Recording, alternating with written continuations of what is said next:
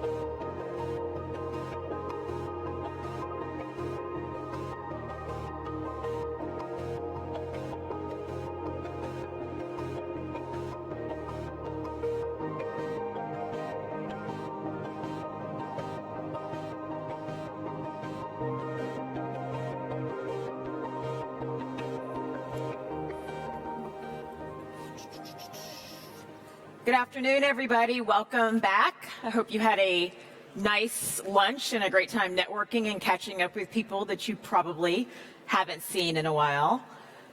We have a really dynamic conversation to present to you with a newsmaker. So I'm going to invite our next two distinguished guests up to the stage. His Excellency, the Foreign Minister of Iran, Mohammad Javad Zarif, and Robin Wright, a contributing writer at The New Yorker and senior fellow at the Woodrow Wilson International Center for Scholars. And if you would give them your attention.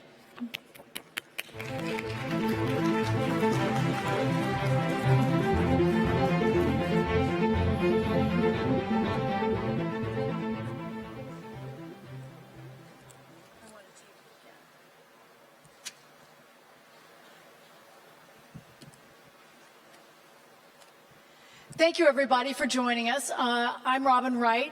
As introduced, I'm a senior fellow at the Woodrow Wilson Center, and I write for The New Yorker. I'm delighted to be having this conversation this afternoon with His Excellency Javad Zarif for about 35 years, and this is the fourth time we've actually talked just this year alone. He is always interesting, and it's always hard to pin him down, so I'm going to try to do that this afternoon. So let me begin with one of the little intriguing news headlines from earlier this month. On December 4th, President Rouhani said that the United States had reached out to Iran 11 times in the last 2 years, 8 times last year directly, 3 times this year indirectly. Do tell us a little bit more. The administration disputes the claim, so tell us what you know. Bismillah ar-Rahman ar-Rahim. First of all, it's very good to be here. It's always good to be in Doha, and I congratulate the organizers of Doha Forum for such a wonderful job. And it's good to talk to you. I guess they can hear me.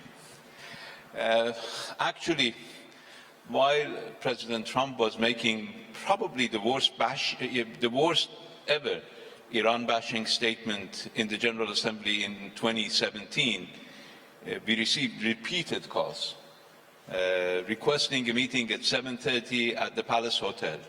So if you want even more detail, they can deny that. But and our answer was, are you joking? So eight times last year, 3 times this year. What are the prospects? I didn't keep count. President Rouhani has people who keep count for him. I don't. So what are the prospects, given what the United States has done this year, both in withdrawing from the nuclear deal and reimposing sanctions, for any kind of discussion with Iran on any subject? Well, you see, 5 years ago you could have said that Iran has never tried direct talks with the US. But then we did. 2.5 years worth of direct talks. Probably we compensated for the last 40 years that we didn't have any direct talks by having spent more times between myself and John Kerry than each of us spent with our wives. And it was successful. We produced the document, 150 pages worth of document, which became a part of a Security Council resolution sponsored by the United States. So we're not starting from scratch. We have something that we worked on, and President Trump decided to walk away. We even had talks with the Trump administration while they were members of JCPOA, the nuclear deal, at the level of Ambassador Brian Hook. We had discussions at my deputy's level. But they decided to withdraw from the deal. So if there is a talk, it has to have an objective. We don't just do a talk for a photo opportunity and a 2-page document. We have a 150-page document. You're referring, of course, to North Korea. But what are the prospects? You haven't really answered my question. What are the prospects down the road to talk, whether it's about the 12 points Secretary of State Mike Pompeo outlined, whether it's to talk about how to terms that might modify the JCPOA, the nuclear deal, so that you can both move forward on it, or the other issues, whether it's missile tests and development, intervention in the region. Whose intervention? The U.S. intervention, because we are in the region.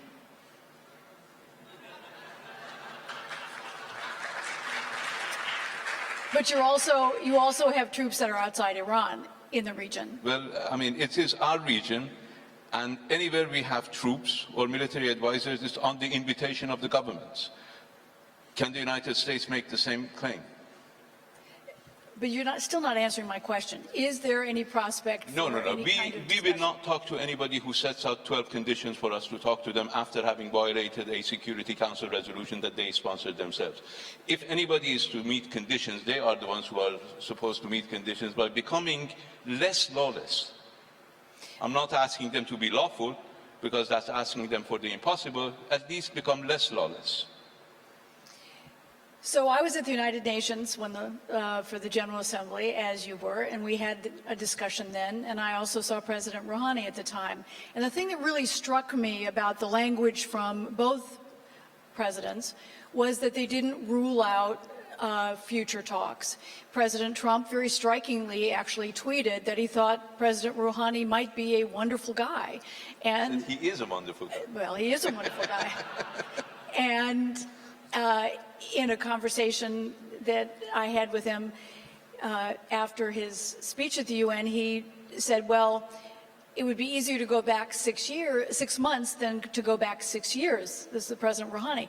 So I was struck by the fact that neither of them had ruled it out, despite all that had happened with the disagreement over the nuclear deal and reimposing the first round of sanctions in August. So we have had talks with the United States. We produced the document.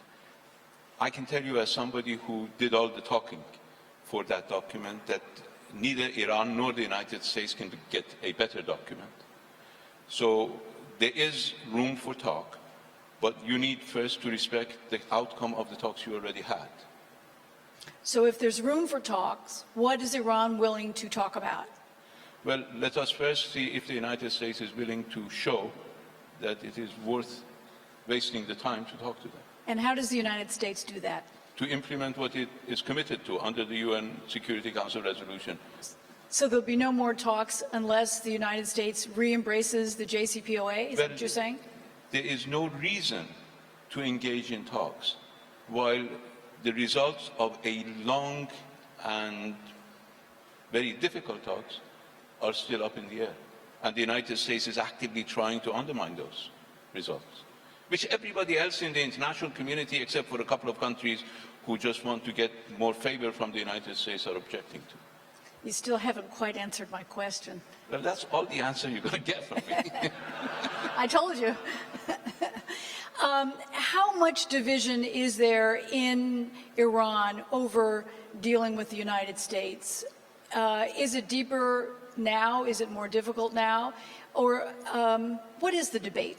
Well, happily, there is a debate about anything in Iran and everything in Iran. And the spectrum of opinion in Iran is actually as wide as it is anywhere. There are people who believe that everything would be resolved if we talk to the United States, and there are people who believe everything would be disastrous if we talk to the United States. So within that spectrum, there are varying views about whether even JCPOA was worth talking about, whether it was a good agreement. Obviously, in Iran, there are quite a few people who believe, they're a minority, but a very vocal minority, who believe JCPOA was a bad deal. There are people who believe the JCPOA was okay, but believing that the United States would actually implement its commitments was naive, and I'm being accused of naivete. And there are people who believe that JCPOA was a good deal, and the United States simply lost by walking away from it. So that's the spectrum of views that exists in Iran on this issue, and on almost on every. So we understand. What kind of divide was there in terms of percentages, those for and against, at the time of the deal, and what the percentages might be now? Has there been a big shift, or is the debate still the same? Well, at the time of the deal, over 85% of the country supported JCPOA. Right now, less than 15% of the country believe that the United States is a reliable partner. Whether those 15% are the same as those who believe JCPOA is a good deal is seriously debatable. I think majority of Iranians still believe that JCPOA is a good deal, but it is wrong to place any trust in the United States. So how long is Iran prepared to accept the status quo where Tehran is complying with the nuclear deal, but it faces sanctions from the international community? Is this something that it is prepared to endure long-term, 2, 3, 5, 10, 15, however many years the JCPOA has different aspects in effect? Or is there a breaking point earlier than that? Well, we will act according to our national interest, and JCPOA is not a bilateral deal between Iran and the United States. JCPOA is a multilateral deal. There are other parties to it, and it's actually an international deal because it's in a Security Council resolution. So as long as we see our interest in maintaining that deal, we will maintain the deal.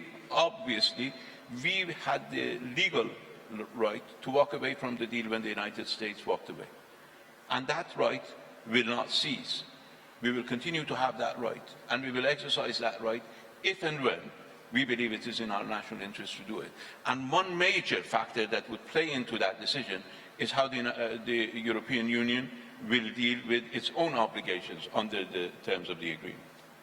How much does Iran feel squeezed at the moment economically as a result of sanctions? Well, it's obviously the case that we are facing economic pressure because of the U.S. sanctions. U.S. is a major global power, and it can actually create painful conditions for other countries. But would that lead to a change of policy? I can assure you that it won't. So describe how sanctions are biting for those who don't go to Iran. Well,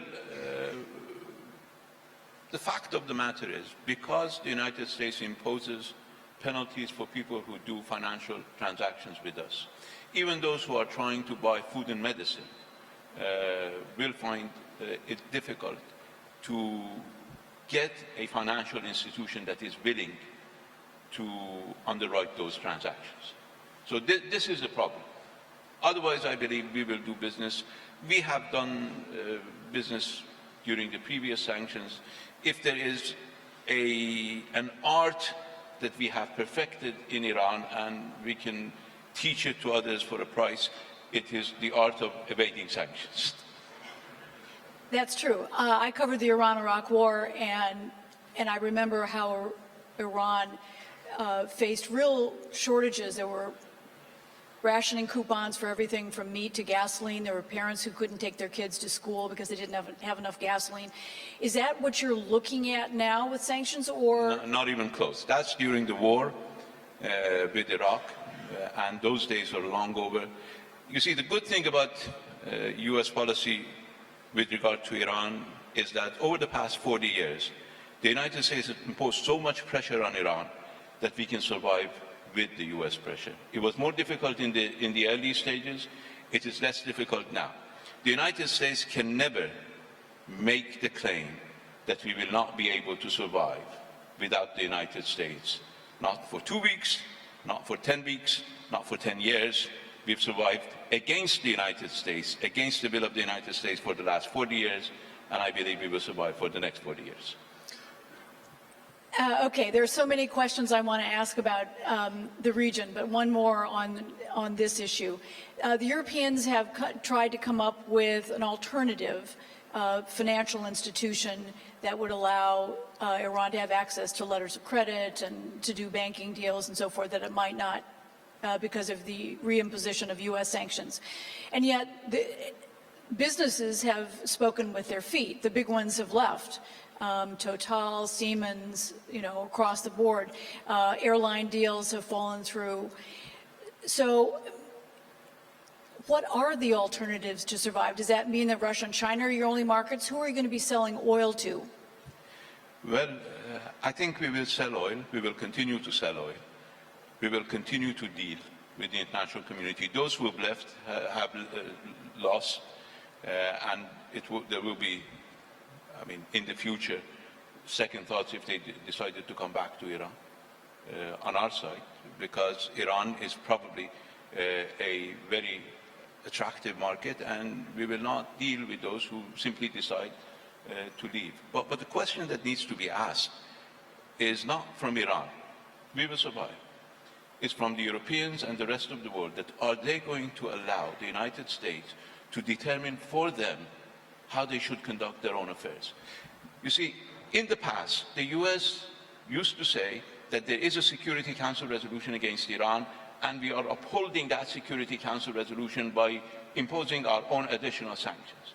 Now what the United States is telling everybody is that there is a Security Council resolution, we are violating it, and we're asking you to violate it, and we're going to punish you if you decide to abide by a Security Council resolution. Is that the type of world that we want to live in?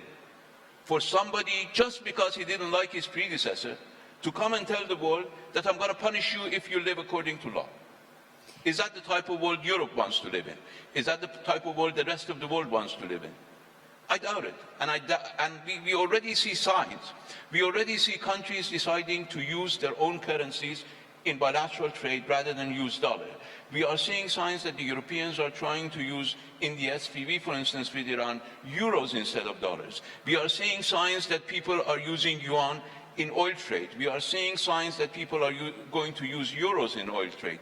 Is that going to be in the long-term interest of the United States to continue to weaponize its economy, to continue to weaponize the dollar? I think at the end of the day, the U.S. and its people are going to suffer because of the push and the weaponization of the economy that the U.S. government is undertaking. But you didn't answer my question about where Iran is going to sell its oil. But if I'm going to tell you where we are going to sell our oil, you'll block it. So we're not going to tell you where we're going to sell our oil. Are you finding interest still in buying Iranian oil? Quite a bit. Quite a bit. From where? I'm going to tell you. I've got to try. So when we spoke shortly after you took this job, you said your two big priorities were, first, doing a nuclear deal and ending economic sanctions, but secondly was improving or repairing relations with the Gulf. And on that count, I would suggest that relations are worse off between Iran and Saudi Arabia than when you took this job. So I guess my question is, what are the prospects of having a dialogue with Saudi Arabia, improving relations, particularly as long as the current Crown Prince Mohammed bin Salman is in power? Well, you see, as you say in English, it takes two to tango. And as we say in Farsi, if you go and ask for somebody's hand in marriage, you've done 50% of the work, the other 50% is for them to say yes. Unfortunately, Saudi Arabia does not want to reduce tension. Actually, Saudi Arabia believes that it is in its interest to increase tension. Look at what they did with Qatar. Look at how they imprisoned the prime minister of another country. Look at what they're doing in Yemen. They believe that increasing tension is in their interest. They literally believe that they can get away with murder. And once you believe that you can get away with murder, there is no end to it. And I think if the United States and its Western allies, who have supported Saudi Arabia under all conditions, want to have more stability in our region, they need to show that bad behavior will get a bad response.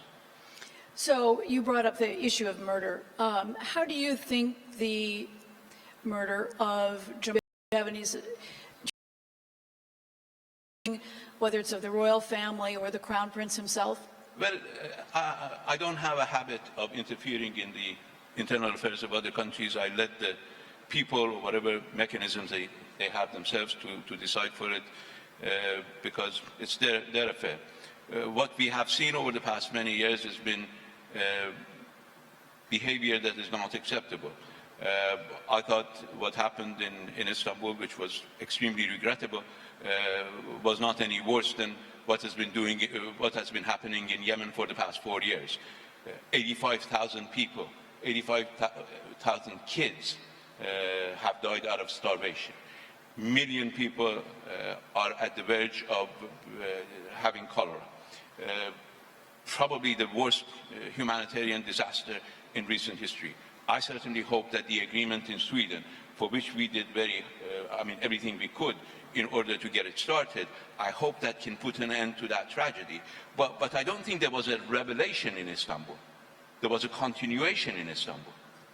What has happened in our region, what has happened in Yemen, the fact that they believe that they can win this war militarily in 2 to 3 weeks, and it's been ongoing for 4 years now. In April, it will be 4 years since the war started, with millions of people, innocent people, falling victim. I think that has to come to an end. We offered in April 2015 a plan to end the war in Yemen. Ceasefire, humanitarian assistance, intra-Yemeni dialogue, and an inclusive government with good relations with all its neighbors. I think 4 years ago that could have been resolved based on that formula. It has to be resolved today based on the same formula, and we will do everything to ensure that it is resolved based on that formula right now.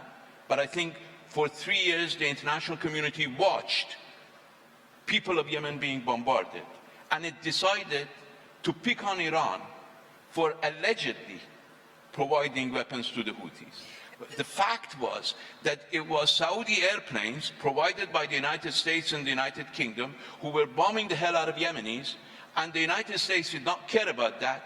Today, the United States is charging Saudi Arabia and the United Arab Emirates $336 million for refueling. That is, it is admitting that it participated in war crimes, and that's a very low price for participating in war crimes. I think I need to correct you on one thing, and that is you said 85,000 children have died. In fact, the death toll in Yemen is under 10,000 officially. There are certainly many. Out of starvation. I'm not making up figures. These are figures that are out. 10,000 people have been killed directly by Saudi bombing. 85,000 people have died because of starvation. 1 million people have cholera in Yemen. It's a humanitarian nightmare in Yemen. There's no question it's a humanitarian nightmare. So I want to ask you, is Iran willing to take a step such as ending its aid, support, or military equipment to the Houthis in the name of peace to make sure that that there is a step to show good faith and that there's pressure on the Houthis to agree to talks? Well, you see, the Houthis, the people of Yemen, have fought for an aggression with their bare hands. They have enough weapons. They don't need weapons from Iran. But Saudi... There are weapons that there are missiles that have landed in Saudi Arabia with Iranian markings on them. There are allegations. I mean, I've seen Iranian markings that we put on cheese puffs. You don't put the marking of the Institute of Standard of Iran on a missile. So you're denying that there were any Iranian missiles. What I'm saying is that it was preposterous to show that type of evidence, so-called evidence, in Washington. But I don't need to show any evidence about the jets that are flying in Yemen, bombing the Yemenis. Those are American-made jets. And those are Saudi fighters, I assume, that are piloting weapons. There are facts about US weapons, facts about Saudis bombing the... You about the role Iran is playing, and is Iran willing to stop providing any aid or arms to the Houthis in the name of peace? We are prepared, as we were from the beginning of the war, to use all of our influence to make sure that there is peace in Yemen and there is an end to hostilities. We did our best to bring all parties to the negotiating table in Stockholm. We will continue to do our best in using whatever means of influence that we have in order to make sure that the peace process goes forward. Does that include not giving arms and aid to the Houthis? We, as I said before, and you know that you're not going to get it from me, we've never provided weapons to Houthis. The Houthis... No weapons. The Houthis used the weapons that were provided to them by Saudi Arabia through the government of Ali Abdullah Saleh with Saudi money, buying weapons from Russia, buying weapons from China, and buying weapons from North Korea. This is what the Houthis have said on the record. This is what has been said by Iran on the record. The fact of the matter is those planes that are bombing the Yemenis are not Iranian planes. Iranians are not killing any Yemenis. The people who are killing the Yemenis are clear. People who are charging Saudis and the UAE for refueling missions are very well known and with known addresses. So you're looking at the wrong address if you ask Iran. All right, I've got like 3 minutes left. We've never had a conversation this short, by the way, and a lot to cover. So let me ask you about Syria.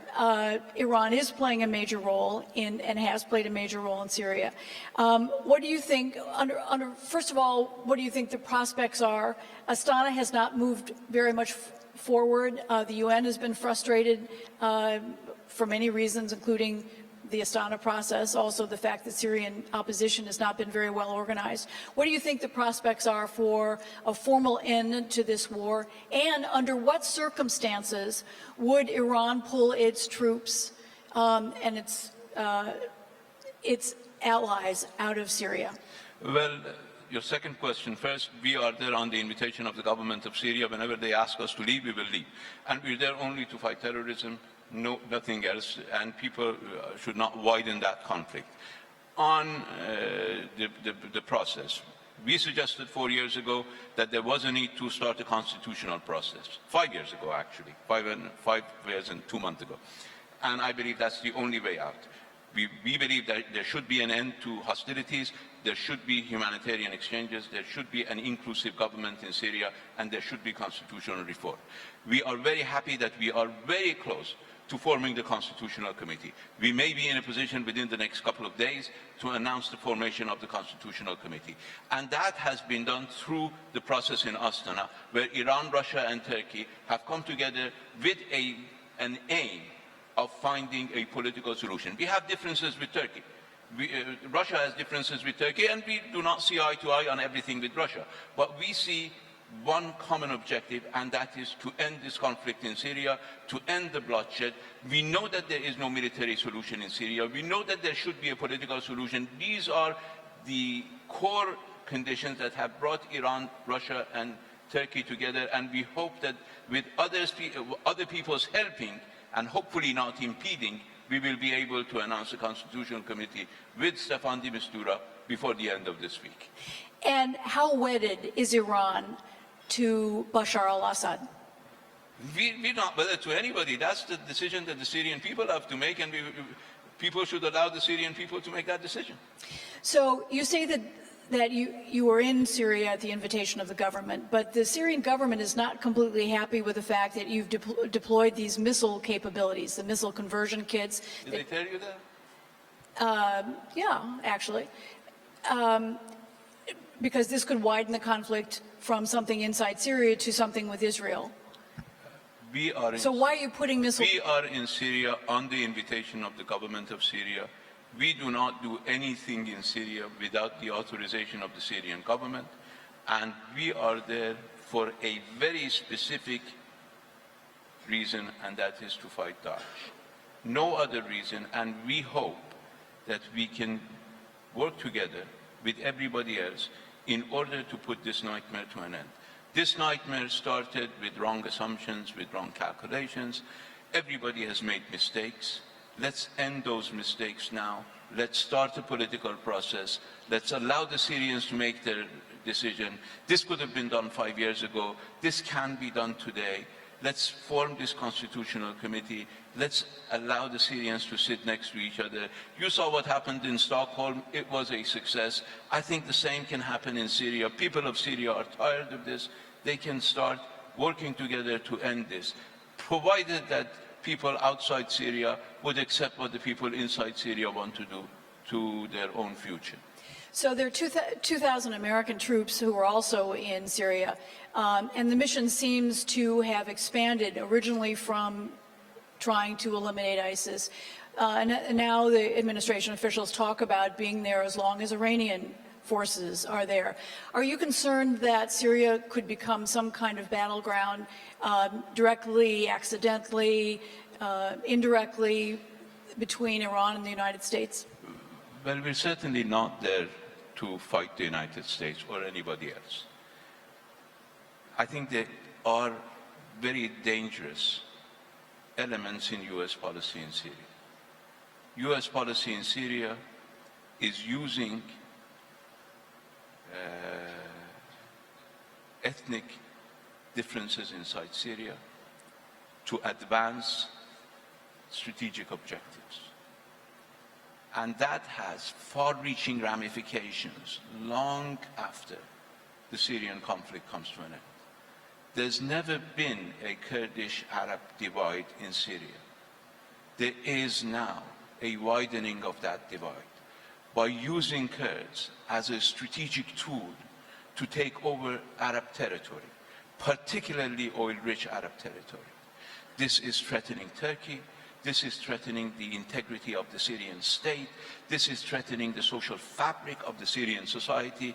And I believe the short-sighted interests that the Trump administration has in Syria do not justify such a long-term disaster for the Syrian society and Syrian people. But you didn't answer my question about are you worried about some kind of confrontation, or is Iran doing something to make sure that doesn't happen? We're not there to confront the United States. If the United States is there to confront Iran, then it has to do something to avoid it. So just one last thing, because we've gone over time.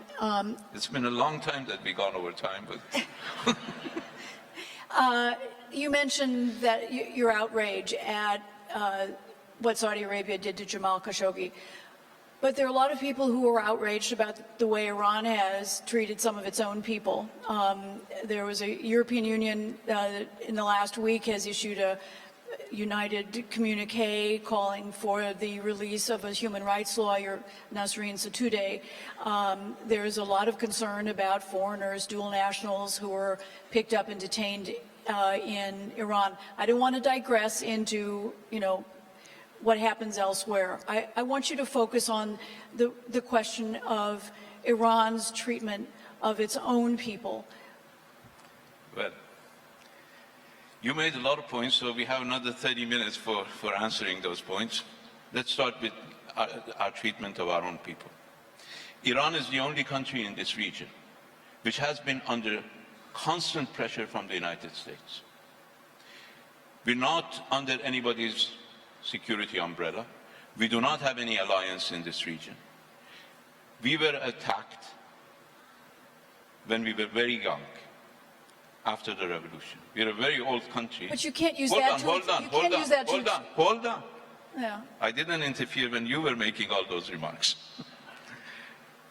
How did we survive 8 years of war when everybody supported Saddam Hussein? How did we survive 40 years of US pressure? Can Lindsey Graham say that if we do not support Iran, people in Iran will start speaking Arabic in 1 week? You mean why can't he say that? Why can't he say that? Because we rely on our own people. Obviously, everybody's record of human rights can be improved. But you cannot say that Iran, without any foreign assistance, without any security umbrella, has lived for 40 years against the United States while suppressing its own people. It's impossible. It's a contradiction in terms. Of course, our human rights record can be improved. Of course, we have excesses. Obviously, every country has excesses. You alluded to the situation of dual nationals in prison. Why don't you refer to the man in New York who was charged and imprisoned by the United States, not for being prepared to do treason against his own country? You know him. Why don't you refer to the lady who had to give birth in Australia because she had no court order against her, an Iranian lady, just because the United States alleged that she had committed a technicality violation on sanctions and has kept her in Australia for the past 3 years, giving birth to a child in prison and being denied bail on the request of the United States.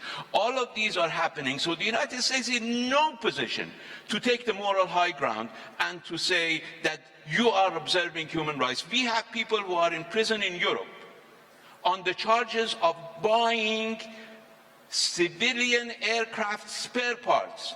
They should be given a medal because that's an International Court of Justice order. The United States is committing war crimes, crimes against humanity, by denying Iran the possibility of buying spare parts for its civilian aircraft. The man who tried to buy spare parts for civilian aircraft is in prison in a country in Europe on the request of the United States. So you call this human rights observance? But come on, let's calm down. Let's leave the high moral ground.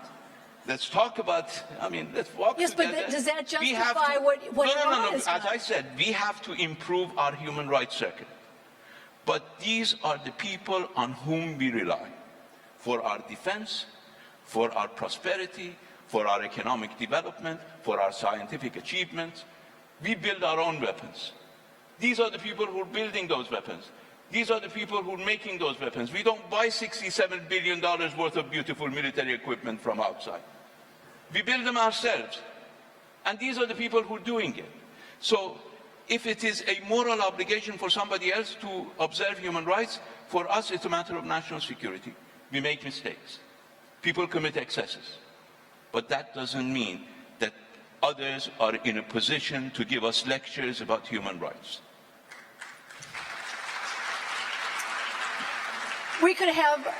This conversation could go well into the evening, and I've already gone over time, but I want to please join me in thanking Dr. Zarif for a very stimulating conversation.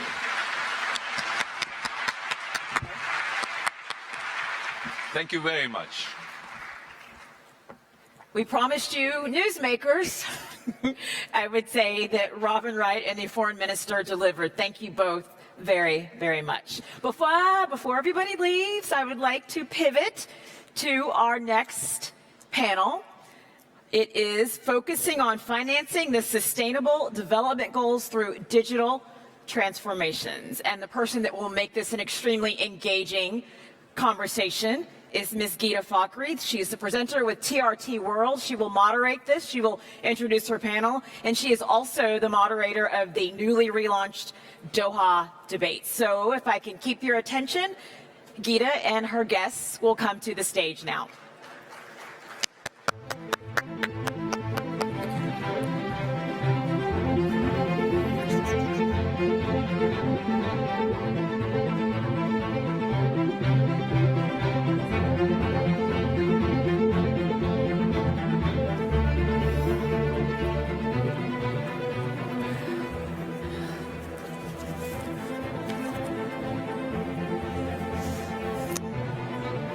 Madam President, Mr. Steiner.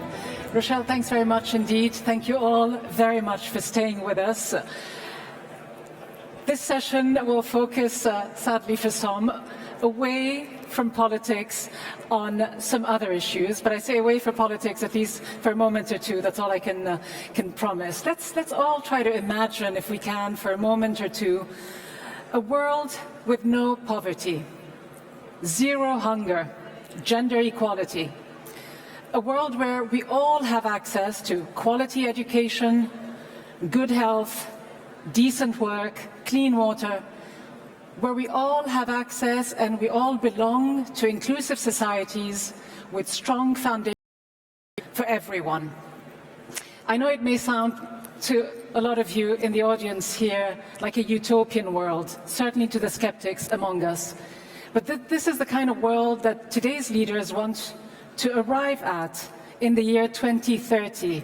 They have all committed to the full implementation of the 17 SDGs, the Sustainable Development Goals, from which I have just taken a few key points: no poverty, no hunger, good education. These are just some of the 17 goals that everyone is hoping to achieve fully by 2030, which you may think is a long way away, but it's just in 12 years' time. And the clock that no one can stop is ticking along. Yet, the SDGs are facing a few hurdles along the way. If they are to be implemented, they are going to need huge investments, not just billions of dollars, but trillions of dollars of strategic investments. And when you look at the situation today, it's unfortunate to say the basics don't even seem to be covered. Just take a look at climate change and the challenges facing climate action today. We all know the planet is in peril. Even those among us who say it's a Chinese hoax know it's in peril. Yet, the economy all too often seems to, well, trump ecology. No pun intended, but just by way of refocusing on what it's all about. Without the resources, without the capital, without the money, can we really deliver on the SDGs? Back in the year 2000, everyone has heard of the MDGs, the Millennium Development Goals. Well, they were short-lived, shall I say, and much of the problem that they faced was the fact that there was a lack of funding and capital. So how do we make sure that the SDGs won't be the same, won't arrive at the same fate and simply be a mirage, just like their predecessors? Can digital finance be the game changer?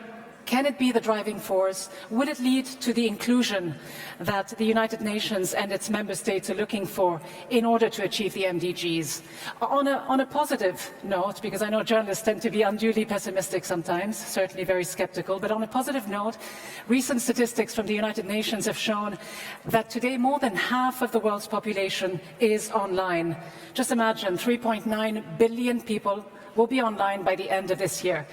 How do we then tap into this new trend that we are seeing not just in the developed world, but in the developing world as well, in order to make sure that digital finance actually leads to sustainability? What is the role of the United Nations in all of this? How can it drive this forward? And what should governments and other stakeholders, other important players do to help? So let's begin with our discussion. Madam President, I hope you won't mind me starting with this gentleman first. Achim Steiner, you are the administrator of UNDP, the United Nations Development Programme. You're also the co-chair of the Global Task Force on Digital Finance, which has been tasked with looking for strategies and ways where the digitization of finance can actually help achieve the SDGs. Now, I was talking earlier about the MDGs. I know when they were adopted a few years ago, there was a lot of buzz, a lot of excitement around the United Nations about them. And not very much ended up happening, even though there was obviously some progress made. Now a new catchphrase, the SDGs. But aren't we facing the same problem? Trillions of dollars, not just billions of dollars. I mean, to alleviate poverty and the other SDGs, you're going to need, the estimate suggests, anywhere between $5 and $7 trillion. Where will the money come from? I say from nowhere. Tell me I'm wrong. Well, I would never say you're wrong, but let me begin by saying that the way you introduced the Sustainable Development Goals, they are in a sense a projection of what is to come in the future.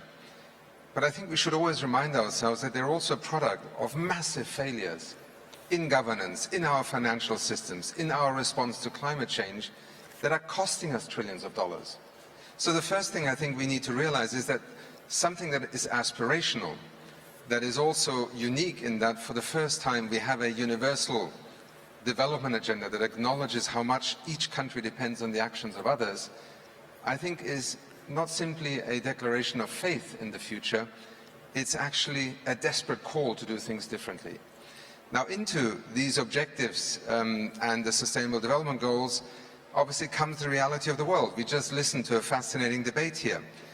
What we listened to is a description of how badly things have become in the world, how much we expend and spend, first of all, on a world that is threatening many people, that is in many places making us poorer, and certainly is not answering the question of how on earth are we going to feed ourselves in the year 2050 with 10 billion people.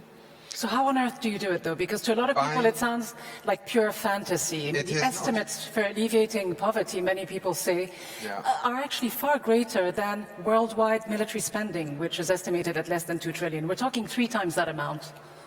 Well, let's first of all look at how much we spend on military expenditure and wars and conflicts right now and put that in proportion to what we spend on key elements of the Sustainable Development Goals. But I would challenge you back. No, it's not about printing more money, it's about redirecting money. We have to transform our economies. We have to invest in different energy systems. This is not extra money.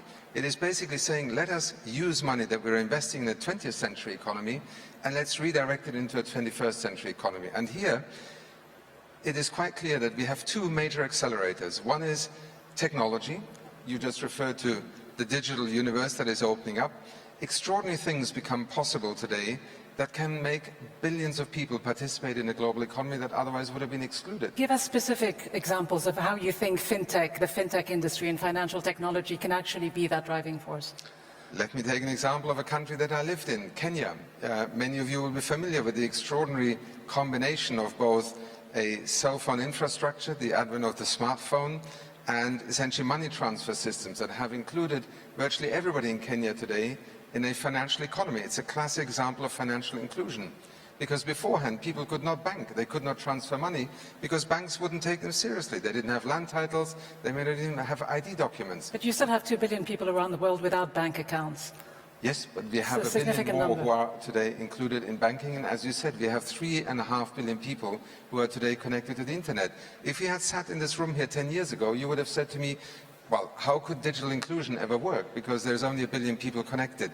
The SDGs are about accelerating progress towards inclusion and towards greater sustainability and towards redirecting an economy, including private finance, and perhaps we'll come to that in a moment. And private finance, and of course the private sector, a key driver in all of this. But I want to turn to the responsibility of governments, where it all begins. The governments that make the big, lofty commitments. President Vaira Vike-Freiberger, you are a former president of Latvia. You're also the president of the World Leadership Alliance, Club de Madrid, which consists of over 110 former presidents and prime ministers. So when the SDGs were adopted by the UN General Assembly, obviously every one of the 193 member states made a commitment to implementing them. But frankly, from the outside, when you look in, it does feel like for many countries, certainly for the more powerful among them, this was merely paying lip service, not very much more. Would you say that everyone is as fully committed as they suggest? I think it would take a bold soul to claim that all the nations sitting at the United Nations General Assembly have hearts beating with the same rhythm and minds committed to the same ideals. And yet, you see, these 17 Sustainable Development Goals were adopted by the General Assembly. And that by itself, I'd like to really underscore, is a significant achievement. What does it mean? It means that out of the 170 plus goals that different countries had put on the table as being something that should be achieved or at least worked on until 2030, I was part of a group of independent persons selected by the General Assembly. It only took them a year or so to agree on who these persons should be. And we had less time than they had had to reduce the 170 plus goals to the 17 and to make a proposal to the General Assembly.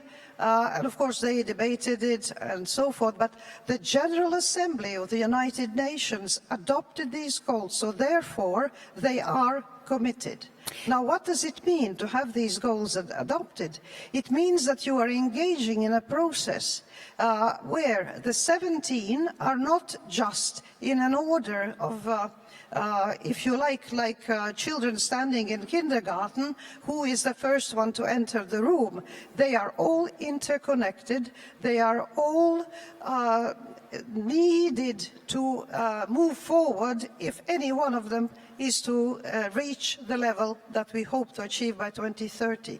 In an interconnected, globalized world, what you mentioned, digital finance, is one of the factors that will certainly have a serious and important influence, but by no means will finance alone, digital or otherwise, do the job alone. It takes commitment, it takes belief in the ability of the human race to actually sustain a planet that will not self-destroy, but on the contrary, will continue to thrive and develop, and where humanity can thrive and develop without destroying the planet we live on. Madam President, I mean, you talk about it being a great achievement, and there's no doubt it is when you have 193 member states signing on to a document and a commitment such as the SDGs, what is now known as Agenda 2030.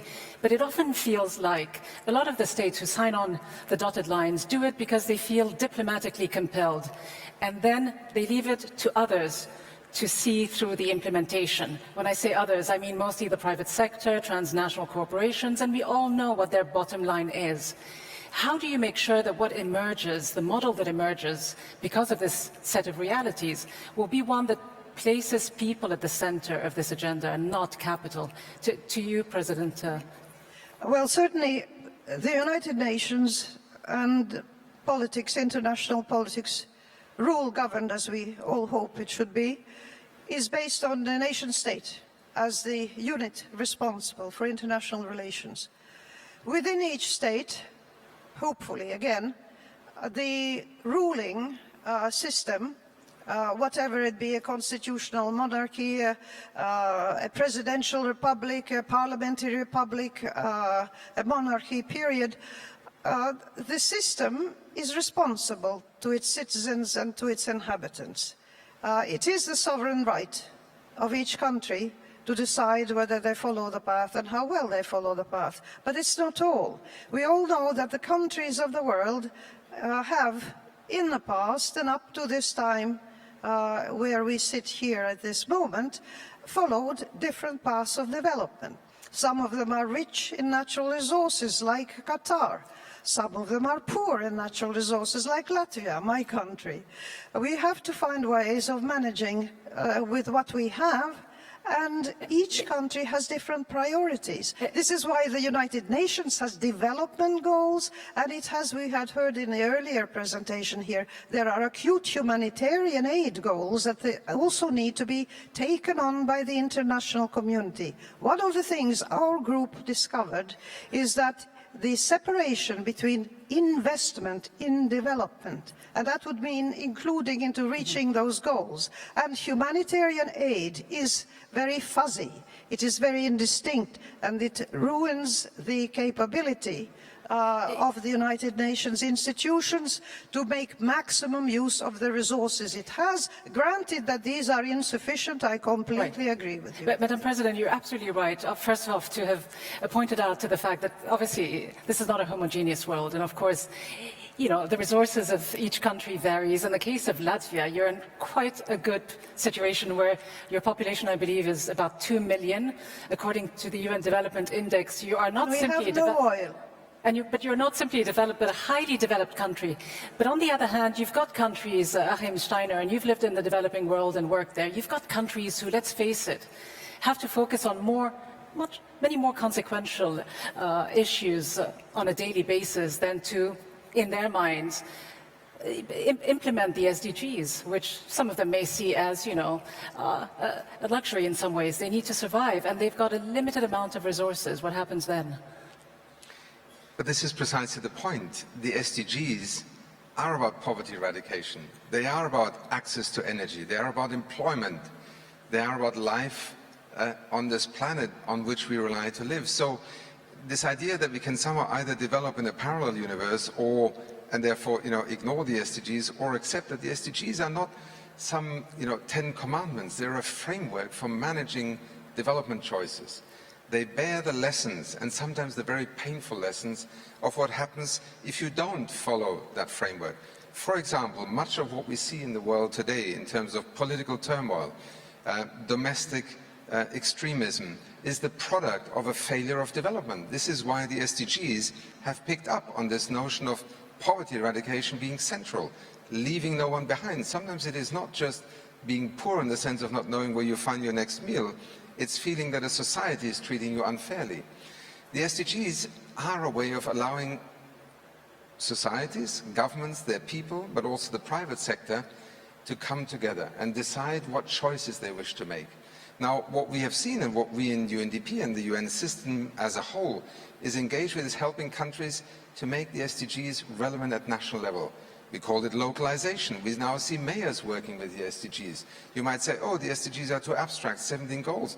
Why are mayors working with them? And 169 targets, in addition Yes, to but the 17 goals. the targets are a way of also measuring, because we have learned if you don't put targets and simply articulate goals, we have no way of measuring progress. But, you know, we talk about the technological challenges and opportunities, and, you know, the nascent digital technologies that can be tapped into, big data, artificial intelligence, and whether it is actually an opportunity or a challenge, because there's a lot of anxiety out there about whether something like this down the road might actually level the playing field or actually do quite the opposite, in that it may create bigger gulfs between nations and among nations. What is your view about the kinds of technologies that we can actually tap into in order to create not more disparity among people, but less? I know you've got strong views on this topic as well, President Freiberger. The technologies that we have seen developed within even the last 10 or 15 years have shown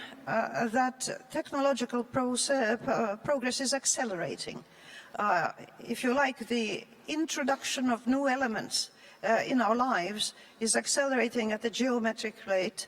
Other things maybe are progressing arithmetically, and then others, in many countries, there's a stagnation in terms of the welfare. But is it reaching everyone? Because we talk about a digital revolution, but you've got rural societies that seem to be as left the technologies improve, their ability to reach more people improve as well.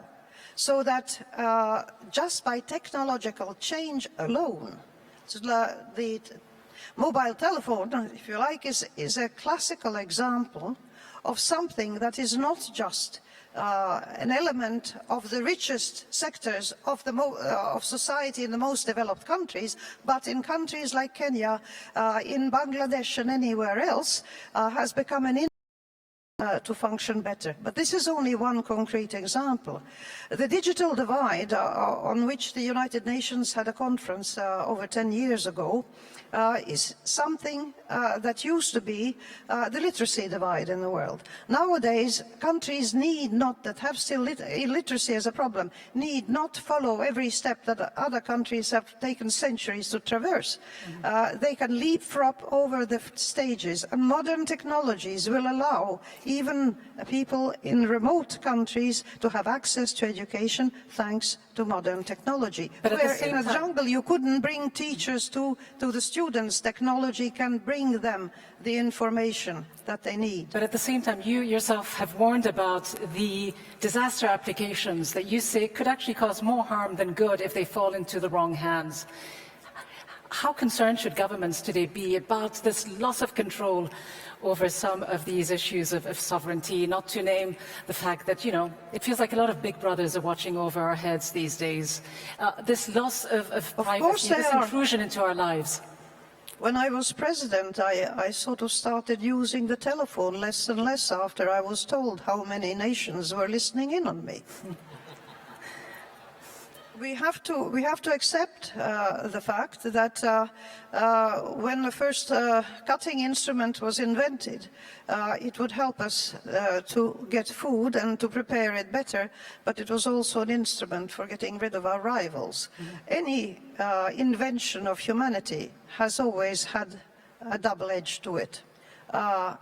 Therefore, I would be foolish to deny that the inventions of the future will not have equal dangers than those of the past. The vigilance that is needed is exactly the same as the balance that we have between people who manufacture better and better safes and better security systems and better locks on doors, and the thieves who develop better and better methods of breaking into cars and breaking into houses, etc., etc.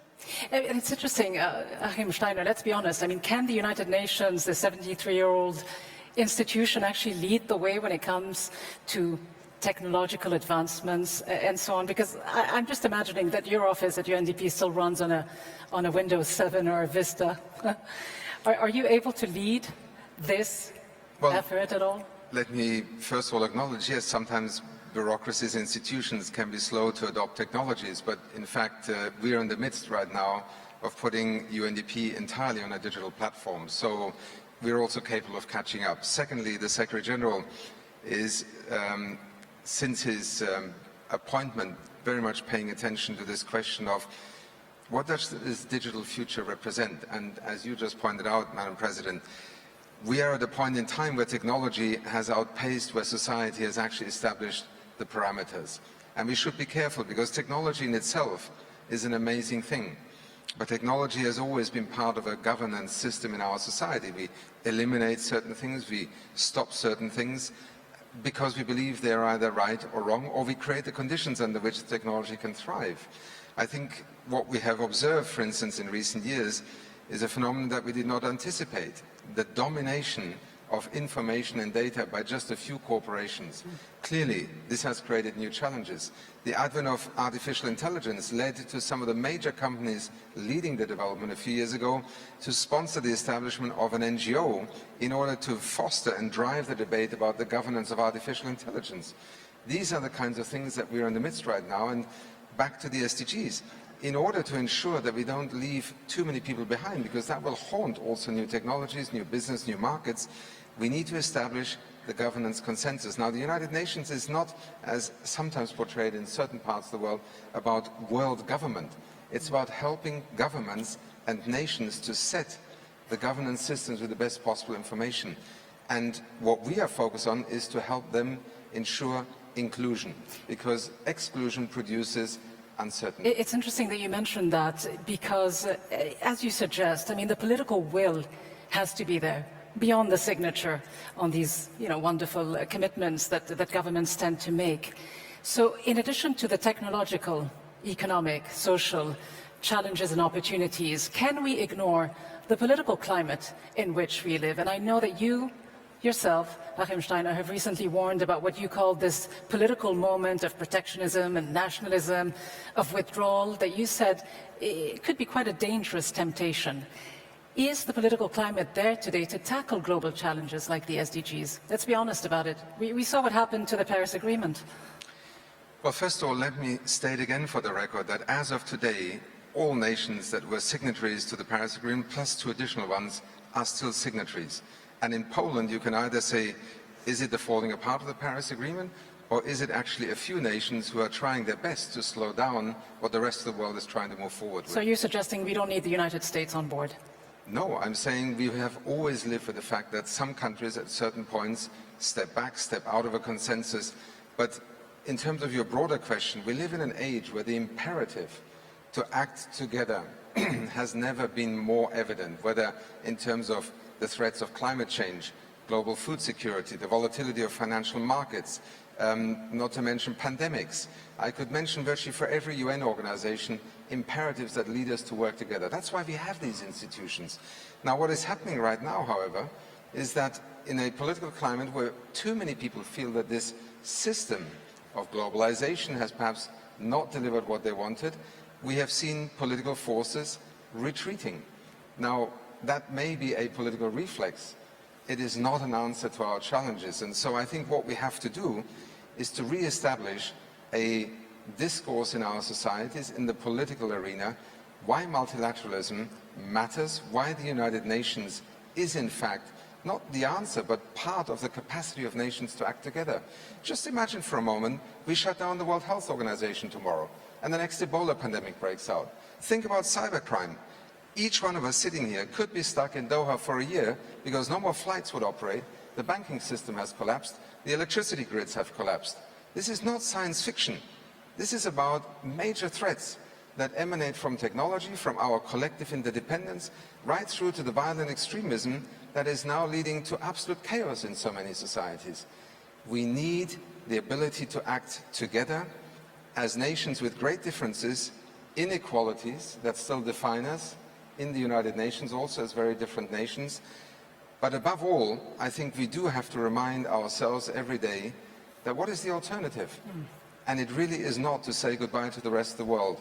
And that is as much true of a small island nation at the end of the receiving end of climate change today, as it may be of the United States or indeed of Australia, that may choose to view themselves as essentially not being so dependent. It is not a contradiction to believe in multilateralism and yet also in your national interest. It is when these two drift apart too far that we end up in these points of crisis. In the few moments we have left, President Vicky Freiberger, I'd like to ask you how optimistic you personally are about this 2030 agenda. Of course, I expect you as a leader to say diplomatically that you are optimistic, but should we also be realistic? How do you see the future? What needs to happen? When one has been a head of state or government, one realizes that it is not sufficient to set goals. You have to persuade people to follow them. That is the essence of politics. In some countries, the role of the general public, of course, is more active, and in a sense, it makes progress more difficult if they happen to have too many differences of opinion. However, in democratic societies, usually one has the chance to iron these out and to come to a consensus. In other countries, of course, there might be a complete unwillingness to follow, and this cannot be avoided. The respect for the sovereignty of countries means that when we have countries differing, for example, let's take the example of gender equality and of general health. We have countries in Africa that have an absolutely disastrous rate of mortality for newborns and for mothers. And within the last 10, 15 years, some of them, like Rwanda, have made it a political priority to change those statistics and to reduce drastically infant and mother mortality by building new hospitals and by using international development aid in a constructive way to invest in their future generations. There are other countries like Malawi, which I have visited, which have started on similar programs, but where the programs were sort of abandoned halfway. And this is one of the dangers of any kind of intervention in any country. If a goal is set, a sub-goal, a concrete sub-goal has been defined. A program has been started. There must be a commitment to follow through to the end, because when you are sort of doing halfway a project, you're throwing money to the wind and you have not achieved anything. Well, let me just ask a follow-up, if I can. Are we being over-ambitious then? I mean, being over-ambitious invariably leads to a lot of disillusionment and frustration because you set all these goals and you hardly are able to achieve them. Should the 2030 agenda be reformed in any way in order to make it more appealing and enticing for the business sector to actually invest in these technologies that are needed for a sustainable future? I wonder if you start thinking about giving up on gender equality just because it will please business, I would immediately protest. Not at all, but should we reform the agenda? President Vicky Freiberger, just finally, as a thought, I mean, do you feel that governments are able to lead in this, digital technological age, or do they follow business at the end of the day, big business? It depends on the relative strength of both, either, or both, of business and politics in a country. Altogether, I personally believe that in our current times, the financial world and the concentration of wealth in the world is too concentrated in too few hands. I firmly believe that not just the world financial system, but as well as the World Trade Organization needs substantial reforms. And I am distressed at the fact that the Gini index, which shows the difference between the very rich and the very poor, is growing both in developed and undeveloped countries. This is a most unfortunate tendency, and if it is not reversed, then yes, there will be significant parts of the world that will not have reached those goals by 2030, I'm sad to say. And finally, your thoughts, Hakim Steiner, and if you put your previous hat on as well as someone who's in charge of the Environment Agency for the United Nations, UNEP, would you say that IT is a panacea or not necessarily? Because I think there's also a hidden cost to it in that this insatiable appetite that we seem to have in cyberspace is already costing something to the tune of 70 billion kilowatts per hour, or at least using that, which is the energy that's used, I believe, in about 8 nuclear power plants. Can we continue? Is this sustainable? And your thoughts for the future in closing? Well, let me briefly just give you one example, because I think it may sound odd today, but energy in the sense of electricity to power our modern economies, 50 to 80 years from now will be our smallest problem. Renewable energy is becoming ubiquitous, and there are still those who doubt it because they think it's too expensive for storage. Let us just think what has happened in just 15 years, and I only mention one figure. For the last 3 years, half of all the world's new electricity generating capacity in the world has been renewable, more than oil, gas, coal, nuclear gas combined. This is just 15 years after this technology broke into the market. What does it show us? We can create markets, we can regulate markets, we can also stop using things because we deem them not to be good for us. Let me just use a very painful example in history. We used to trade in human beings. Slavery was a commercial activity. It was prohibited because we decided that it is wrong. And the same thing will happen in due course also with fossil fuels. So let us just take one aspect. We are actually having breakthroughs. And I think while you're right to say, should we believe in goals that are articulated by the General Assembly? Well, first of all, they represent a unique place in our world. It's the only place where every nation has a voice. So if the General Assembly adopts these goals, let's take them seriously, because the countries are taking them seriously. Secondly, there is an underlying sense that somehow it is in the human condition that we fail in development. Let me remind you that it is only 150 years ago when we were just about 1 billion people, and 9 out of 10 people alive at that time lived in extreme poverty. Today, we are 7 billion people, and only 1 in 10 lives in extreme poverty. I can point to many other aspects: education, life expectancy, literacy. On all of these, we've had extraordinary breakthroughs. And so let us not fall into this trap that somehow we humans cannot find a way to live together with 10 billion people on this planet. But what is quite clear, and that is why technology becomes so essential, we have to reinvent our economies of the 21st century. Whether it's sustainable consumption production, our energy systems, transport, agriculture, food production, technology is an essential enabler. It's not the answer in itself, but it is a fantastic opportunity in order for us to be able to do things that we were not able to do so far.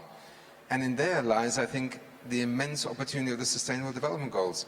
They are essentially pointing us to the great Achilles heels of our era in development terms, and they're focusing our attention on where different decisions are necessary. And I think the private sector, finance and technology, are not the ones who should govern us. As societies, we govern markets, we govern societies, we make laws, we make rules. But within those, we should set the spirit and the creativity of entrepreneurship free. Let it drive our opportunities, but let it not dictate our choices. I think that is the spirit of the SDGs. And I think on this positive, uplifting note, I shall say no more. I think it's, as you've rightly pointed out, I think national organizations or governments, the private sector, civil society,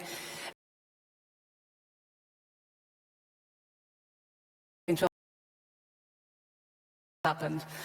We shall be right along on the way to achieving these SDGs by then. Let me thank you both very much indeed, President Wieke Freiberger and Achim Steiner. Thank you for this great conversation. Thank you very much to the panel. And thank you all for remaining for our next engaging and unfortunately extremely relevant discussion. I'm at this moment going to bring up my colleague, Peter Dobby from Al Jazeera English. This will also be televised on Al Jazeera English. The topic that Peter is going to be moderating is the targeting of journalists and the demonization of news outlets. As I said, it's something that is unfortunately extremely relevant. Pete, where'd you go? Oh, and here is Peter coming to the stage, and he will be ready in just a moment to introduce his panel as well. Again, this will be on Al Jazeera English, so you can watch it again later as well. Peter? Thank you, Rochelle.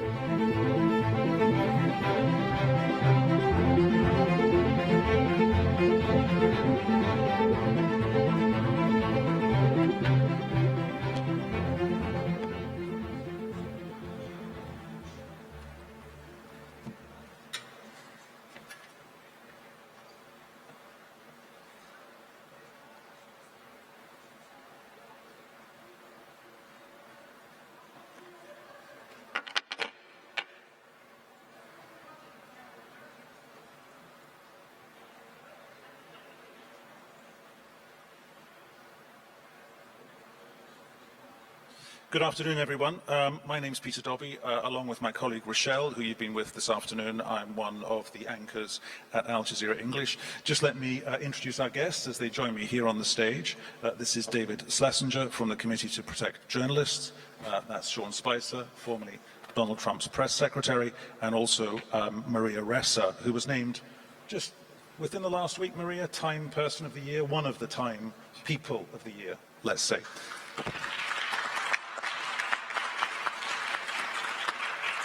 So a very warm welcome to you three, and a warm welcome to all of you as well. As Rochelle was telling you, we are turning this into an inside story. If you don't know what the program is, Inside Story is what we call our back half-hour debating program. We're turning this into a full hour of a program because we've got some excellent contributing guests, plus we've got your thoughts a little later, perhaps about 2/3 of the way through our 50 minutes of our debate today. I say 50 minutes because very specifically that's how long we are going to record this at, because this will be edited into being a program. Off the back of explaining that to you, I should also say that after about 20 minutes into the program, something very odd will happen. I will look at that camera and say, you're watching Inside Story. I will then pause for a nanosecond and say, welcome, Steve. Please stay where you are, because we have to, when this program goes out off tape, we take a little 90-second news summary live at the bottom of the hour, at half past the hour, so that's 17:30 G. So that's a little bit of the mechanics. If there's anything you want to respond to or reply to that you hear from our guests in the coming 50 minutes, please feel free when we come to you, and we will have somebody going around with a camera and a microphone, so there might be an awkward couple of seconds before we get a microphone to you, but you will be able to join in the debate at that point. So, what we're talking about today, two things, as Rochelle was saying. The attacks, continuing attacks, on journalists around the world, be they real, be they figurative, be they metaphorical. Of course, this has added resonance in our region, because of what happened to Jamal Khashoggi on the morning of October the 2nd, when he walked into the Saudi consulate in Istanbul. That is, I guess, the zenith of an attack on a journalist. But journalism and journalists are also under attack the world over. I'm sure that's something that David would agree with. We will get into that as well. But I also want to talk about fake news. Who funds it? Where did it start? Where's it going? Who can you trust? Who can you not trust? How do you find out what is real and what is not real? And a serious question, does it really matter if you're happy living in an echo chamber, getting your news from Facebook, as 97% of Filipinos do now, I think, Maria, as well? Does it really matter if you live in that bubble? We have a short report for you from my colleague, my Al Jazeera colleague, Sarah Khairat, to set up our discussion. Please watch this.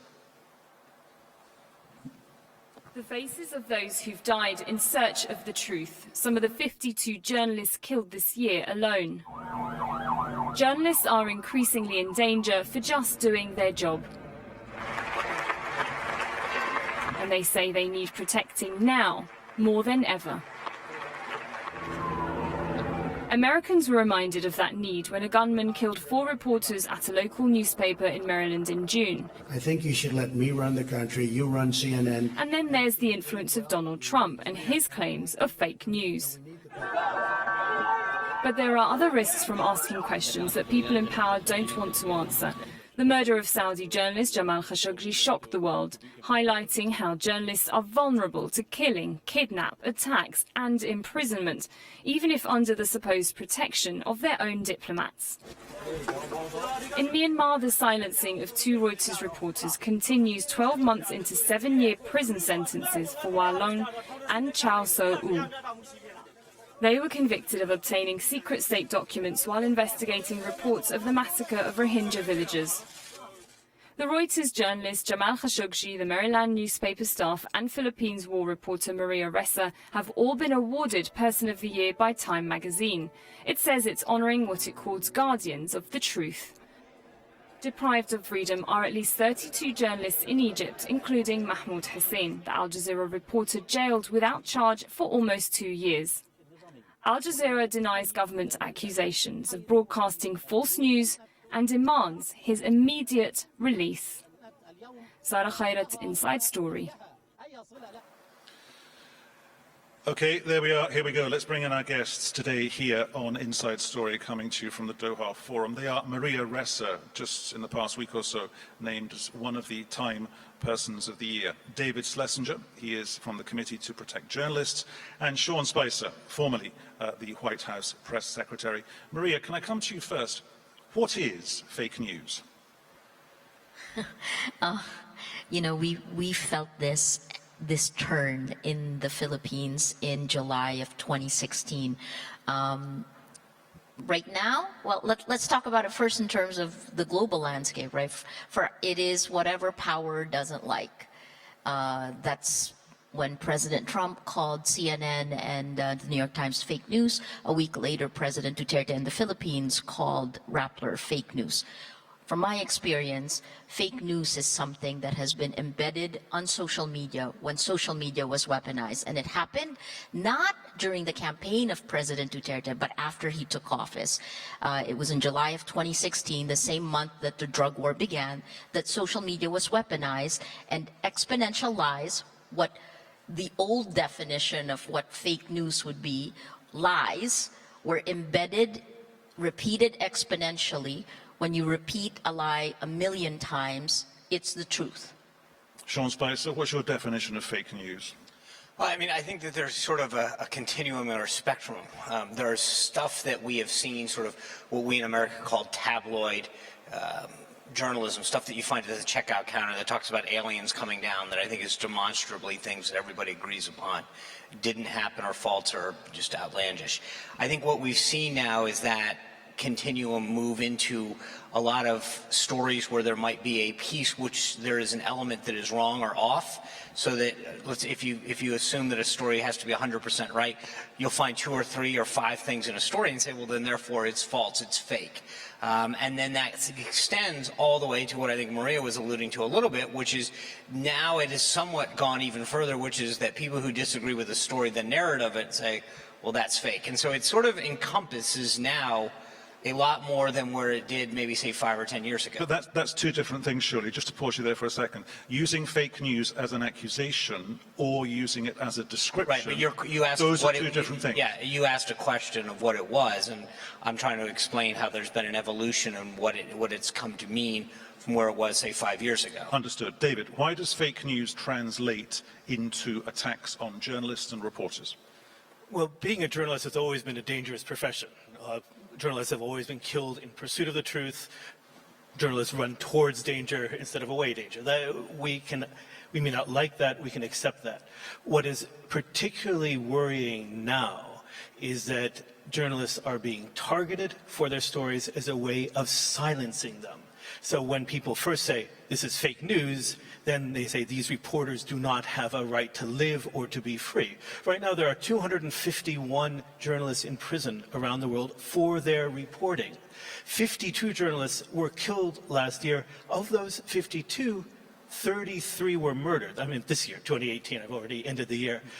33 murdered for their journalism. That is the most horrific kind of censorship imaginable. And I think it all starts when you no longer have acceptance of the fact that there are facts in this world and that journalists actually are providing a service for society in searching out those facts and revealing them to the world. Sean Spicer, I think one of the things that's interesting is I don't disagree with a lot of what David said. I think there's a couple issues. Number one, the lack of human dignity of any individual, regardless of I mean, in this case, obviously, journalists being under attack is something that should concern all of us, especially those of us in a democracy where people aren't admitting it. So I don't think that that's an issue. What I think is problematic from where I sit is that the Society of Professional Journalism's Code of Ethics actually says that journalists should welcome criticism of their stories. And what I have found, at least from where I sit, is that any questioning of any story is then sort of an attack on a journalist. And I think that that's part of the problem as well, is that when you see stories, for example, the other day I landed in Hong Kong, the front page of the USA Today said in the lead article, former White House Chief of Staff John Kelly. That is demonstrably false. He is still the White House Chief of Staff. And so there is a lack of accountability that I think is existing within journalism now, and so that any attack is deemed as an attack on journalism as opposed to inviting criticism or acknowledging their own mistakes. So I was the editor-in-chief of Reuters for many years. I had a long career with Reuters, and I would say that one of the things that marks a professional news organization is the willingness to correct quickly and transparently. All organizations make mistakes. There's no question about that. We try not to, but we make mistakes. What marks a professional is you correct those mistakes quickly and immediately. And no one in the journalistic community argues with legitimate criticism of stories or legitimate pointing out of errors. I think what we do object to is being labeled an enemy of the people when we are not. What we are doing, excuse me, let me finish. What journalists are doing is exposing facts to light. Darkness is the friend of the rats who scramble around doing their dirty work under the cover. What journalists are trying to do is help society by shedding light and sending those rats scurrying back and clamping down on corruption, clamping down on malfeasance, and exposing that. That is not being an enemy of the people. That is being a true friend of the people. Sean Spicer, just to go back to what your job used to be. When you used to go out into what used to be the underground swimming pool with Richard Nixon at the White House and walk up to that podium every day and talk to the press, did you ever think to yourself, I am going to propagate fake news, or I'm going to manipulate the media, or I'm just going to react to whatever the questions are? Because there were times during your tenure when, with all due respect to you, sir, you looked utterly dumbfounded by the questions that you were on the receiving end of. Yeah, I mean, look, I think it is the job of any PR person to go out and give their spin as to what that's just the reality of what PR professionals do. There were days when clearly I would be asked a question where I knew the journalist knew the answer or knew that I couldn't answer a question because of some legality. Yeah, but sometimes you Hold lie. on, let me answer the question. On more than one or two occasions, the White House lied. I'm sorry? When you were in that job, you lied, and your colleague, who was in, just let me finish, your colleague Kellyanne Conway, she told lies as well. Hold on, with all due respect, I've made mistakes. I've been very clear about that there are days and things that I did that I wish I could have either known more at the time, but for you to sit there and say, I've lied, I've made mistakes. There are days when I wish I could have had more information or I could have answered a question more holistically or more accurately, but I never, ever got up and knowingly lied. And for you to sit here and make that accusation, I think is exactly part of the problem. Okay, hold on. No, with all due respect, I sit here today and I will tell you, I've made mistakes. I've answered questions that I thought I could have answered better. But to the point that I just made to David, countless stories after countless stories had some mistake in them. If you're going to tell me, and David just got up here and said everyone makes mistakes, and yet a good journalist will get up there and say, hey, I've made this, I need to correct it, or I need to enhance it. I'm here saying the exact same thing, that I've made mistakes, but for you to sit here and say that when I make a mistake, it's a lie, when a journalist makes a mistake, well, that's part of doing business, it's exactly part of the problem. Okay, point number one. You talked about a terror attack in Atlanta.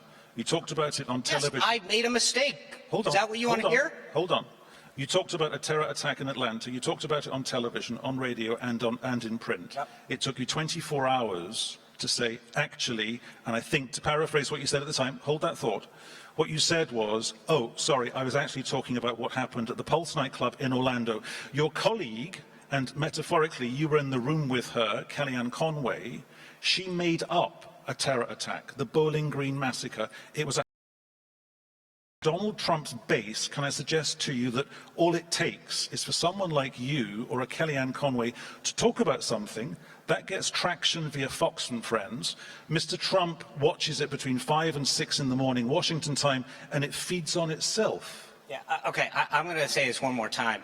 You just pointed out something that I will sit here today, and yes, I mistook the location of an event. I apologize for it. I will continue to say I made a mistake.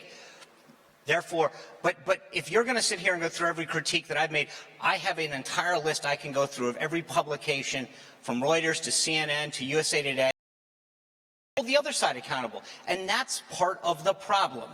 You only want to look at one side of the ledger. If you're going to make this discussion better, and this is where I think part of the fabric has broken down, is that every journalist can get on and become a pundit on television, tweet out every thought that they have, make every mistake in the world, and there's no accountability. When I make a mistake, it's, you lied, this is the problem. I think the way that you've brought this up is exactly what the problem is. You hold one side of the ledger accountable and you ignore the other.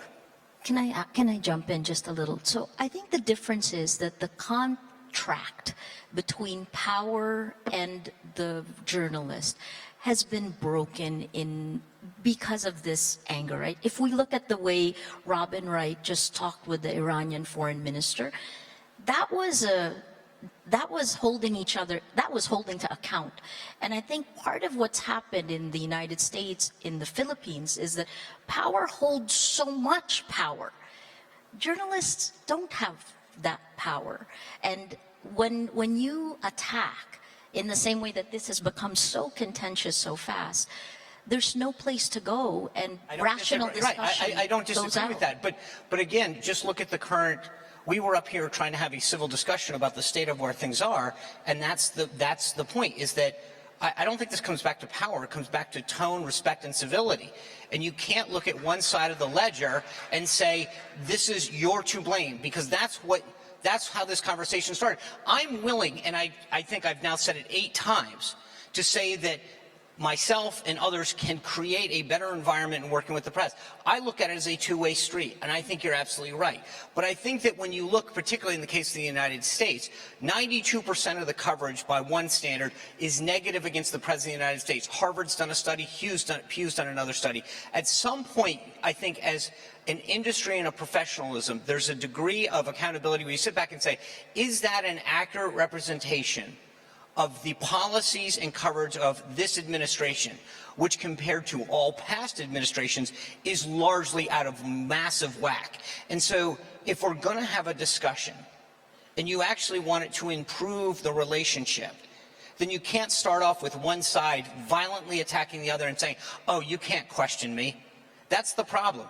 Exactly the way this conversation started is exactly why we are where we are now. I don't think any journalist would say you can't question me. I think journalists welcome questioning. I think where the breakdown occurs is when you have power, in this case, the President of the United States, whom you were representing, calling journalists the enemy of the people. This then gets picked up by strong men and women around the world, and this then becomes a license actually a license to kill. A license to kill, a license to harass, a license to threaten, a license to intimidate. And that, I think, is bad for society. Right, and if I can, I would just say that with respect to the term that you brought up, I'm not a fan of it. I believe that every industry, every profession has good and bad. And it is much more effective to call out the bad and to praise the good if you want to change behavior. When I wrote a book, I literally went out of my way to name reporters that I necessarily didn't agree with as examples of top-notch professionals. Because what I wanted to show to readers, to your point about having an effect, is to say, look, you don't have to agree with them. Reporters are fair and tough. You're not there to be your friends. They're there to uncover the truth and to pursue the facts. But if they treat you fairly and professionally, that's all you can ask for. So I actually agree with you on that. But I think that at some point there is a reflection that journalists have to have back and say, are you a journalist or are you a television pundit and a Twitter? And that's the problem, is that where is that line today? Is it I get to be a CNN, MSNBC cable host where I get to go on, and then when I write my story in the Washington Post or wherever, or Reuters, will ignore what I said about my personal beliefs and thoughts? And that's where I think that you've lost a lot of the distinction about, but the last point that I would make is, I agree with you that it is not a synonymous power, President of the United States and a reporter outlet, right? But please don't underestimate the power of a story and saying if it goes into CNN, because I've had enough stories where it started in a prominent, respected news organization and it goes viral. And I'll give you an example, the first moment that you want to talk about where this administration actually started, 5 o'clock on January 20th, after being sworn in, Donald Trump has his first pool spray. We invite all the journalists in to cover him signing these executive actions as part of his commitment to moving his agenda forward. And what's the first thing that gets reported out? Falsely, that is removed the bust of Martin Luther King out of the Oval Office. And what was the reporter's answer? Oh, well, somebody was blocking me. Now stop for a moment and think about the mentality that's going through that journalist's head. Here's the President of the United States signing all of this stuff. Here's all the people in the room. And what's the journalist thinking? Where can I get this guy? Okay. Not what's happening, where can I get you? Okay, let's move it on a little bit, because in fairness to you, Sean, lest you think that everyone, it's national, have a go at Sean Spicer Day, which honestly it's not. Let's move it on to the appropriation of the term fake news, because it wasn't Donald Trump, it wasn't the Republicans, it was the Democrats. But there is an overlap, isn't there, Maria, between the strength of character of, you used the phrase, David, hard men leaders, hard men presidents or prime ministers. Maria, you're at ground zero. You're on the other end of the equation that Sean is trying to define for us. What's it like for you working in that environment? So I'll pick it up from what Sean said, and I understand where you're coming from. It's that tension between power and those who hold power to account has always been there. But as again we saw earlier in the panel before us, it is possible for that to be very civil and to be very constructive, right? The problem today is that as that is going on, as in the real world, you also have information warfare on social media. And that information warfare is directed against, in the Philippines in particular, I'll talk about that, against the journalists. We've cataloged, and we have the data to prove from July 2016 to August 2016, exponential lies that hit journalists in particular, anyone who questioned the drug war. Then you take that, where lies are used to pound the fracture lines of society and to incite hate against the people whose jobs are supposed to be to tell the truth.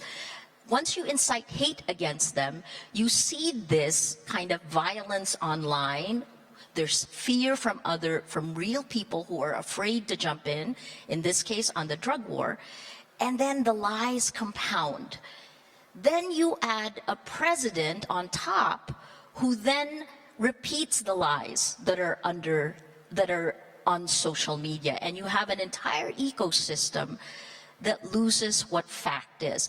It's not the fault of power alone. It's not the fault of the information warfare. I'll also hold social media to account for that, because they allow fact and fiction to exist simultaneously and allow fiction to spread faster, allow the lies to spread faster. Okay, very specifically, just to interrupt you for a second, David. Just hold that thought, David, please. Very specifically, Sean mentioned the Pew organization. Now, they say that in the United States, only 20% of people get their news on a regular, daily, and singular basis from social media. So that means that 80% of consumers of news are still going to traditional, trustworthy media organizations. It may just be the NBC nightly news, but they are trustworthy media organizations. When your president assumed the top job, it was something like 30% occupancy rates on Facebook. It's now 97%. That is their only source of news for people who are internet enabled in your country. That's an astonishing change. I dare say Mr. Zuckerberg's very, very happy, as are his advertisers. But what is it about your country that went from 25, 30% to 97%? It's just the push of mobile, it's connectivity going forward, it's the fact that we have free basics. Facebook is free on your cell phone, and when you get a cell phone, you automatically get Facebook, right? It's the same in many developing emerging economies. Myanmar is another one, Sri Lanka, the global south. So we have Indonesia also is free basics. So that is the truth. But, you know, please don't, in the United States, the amount of Americans, the number of Americans, percentage is over 69% who get their news from Facebook. In the Philippines, you quoted 97%, right? I think the biggest problem we have now is that Facebook unites 2.3 billion people around the world. You no longer have boundaries of nation states. A lie seated in one country reaches all of us, and one great example of that is the demonization of George Soros. I mean, the phrase anti-Semitism doesn't really exist in the Philippines, and yet George Soros has been used to attack Rappler. Has nothing to do with Rappler. Who cares about the facts, right? But that's part of our problem today. So what the White House does, what Sean says, alternate reality also impacts us in the Philippines. And I think that's the whole ecosystem we need to look at. It's power, it's journalism, it's real people, it is social media. Okay, David, on that particular point of an ecosystem, before Donald Trump was any place near the White House, your former US President, Barack Obama, wanted to curate the internet because he saw this as a coming problem, because he saw the potential for the line of connection between fake news and journalists being attacked. Nobody was interested, and the idea of curating it went no place. Why not? Well, I think the idea of curation, you immediately have to ask who curates, and that power, I think, giving any institution or any person that power is quite frightening. And so we haven't really come to grips with that. But there is a real issue there. Not only the issue that Maria just described about lies issued in one place being propagated all over. But the other thing about social media platforms is the great democratization of publishing that they've created, that for a long time we thought was inarguably and unequivocally a wonderful thing, actually turns out not to be. If everyone can be a reporter, if everyone can be his or her own publisher, then there is really nothing that separates the professional from the amateur, and no reason to protect Maria any more than you should protect the person sitting in row 68. I think when we go from describing what we have now to thinking about what can be done in the future, and this I think picks up on Sean's point, I think journalists have to go back and really reevaluate professionalism and transparency. I think the only thing that makes a professional is if there are clearly agreed rules and standards within the profession, and the profession holds itself to account. If you just look at doctors and lawyers, doctors have organizations that strike other doctors off if they do something that's wrong. Lawyers get disbarred by their bar association if they do something wrong. But journalists, we do make corrections, yes, but as a profession, we never actually say, okay, this David, institution I'm going to consistently get things wrong. For which I apologize, because here on this Inside Story special, it's time for us to take a short break for a quick summary of the world news.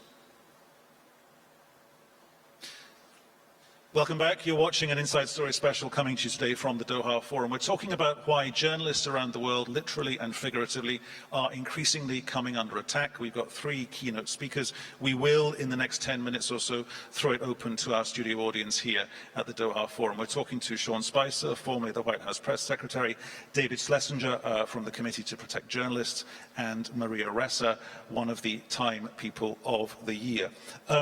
It's kind of counterintuitive, Maria, can I come back to you, that people spend more time on websites that make them angry than make them feel good about their preconceived notions? The anger is in many ways manufactured, and I'm going to, why do I say that? So I think that our world is so infested with information warfare that people have no idea they're being manipulated through social media. And I'll give you the statistics from the Philippines, right? 97% of Filipinos on Facebook, and you have exponential attacks on traditional media. You also have, when we came out with a series, the Propaganda War series in October of 2016, for a month I was hit per hour with 90, not 19, hate messages per hour. This is a new form of threat against journalists, right? Because it is psychological, it is exponential. And here's the other part. Those same messages that were seeded on social media several months later come out of power's mouth. Our president then used it against us. I see many similarities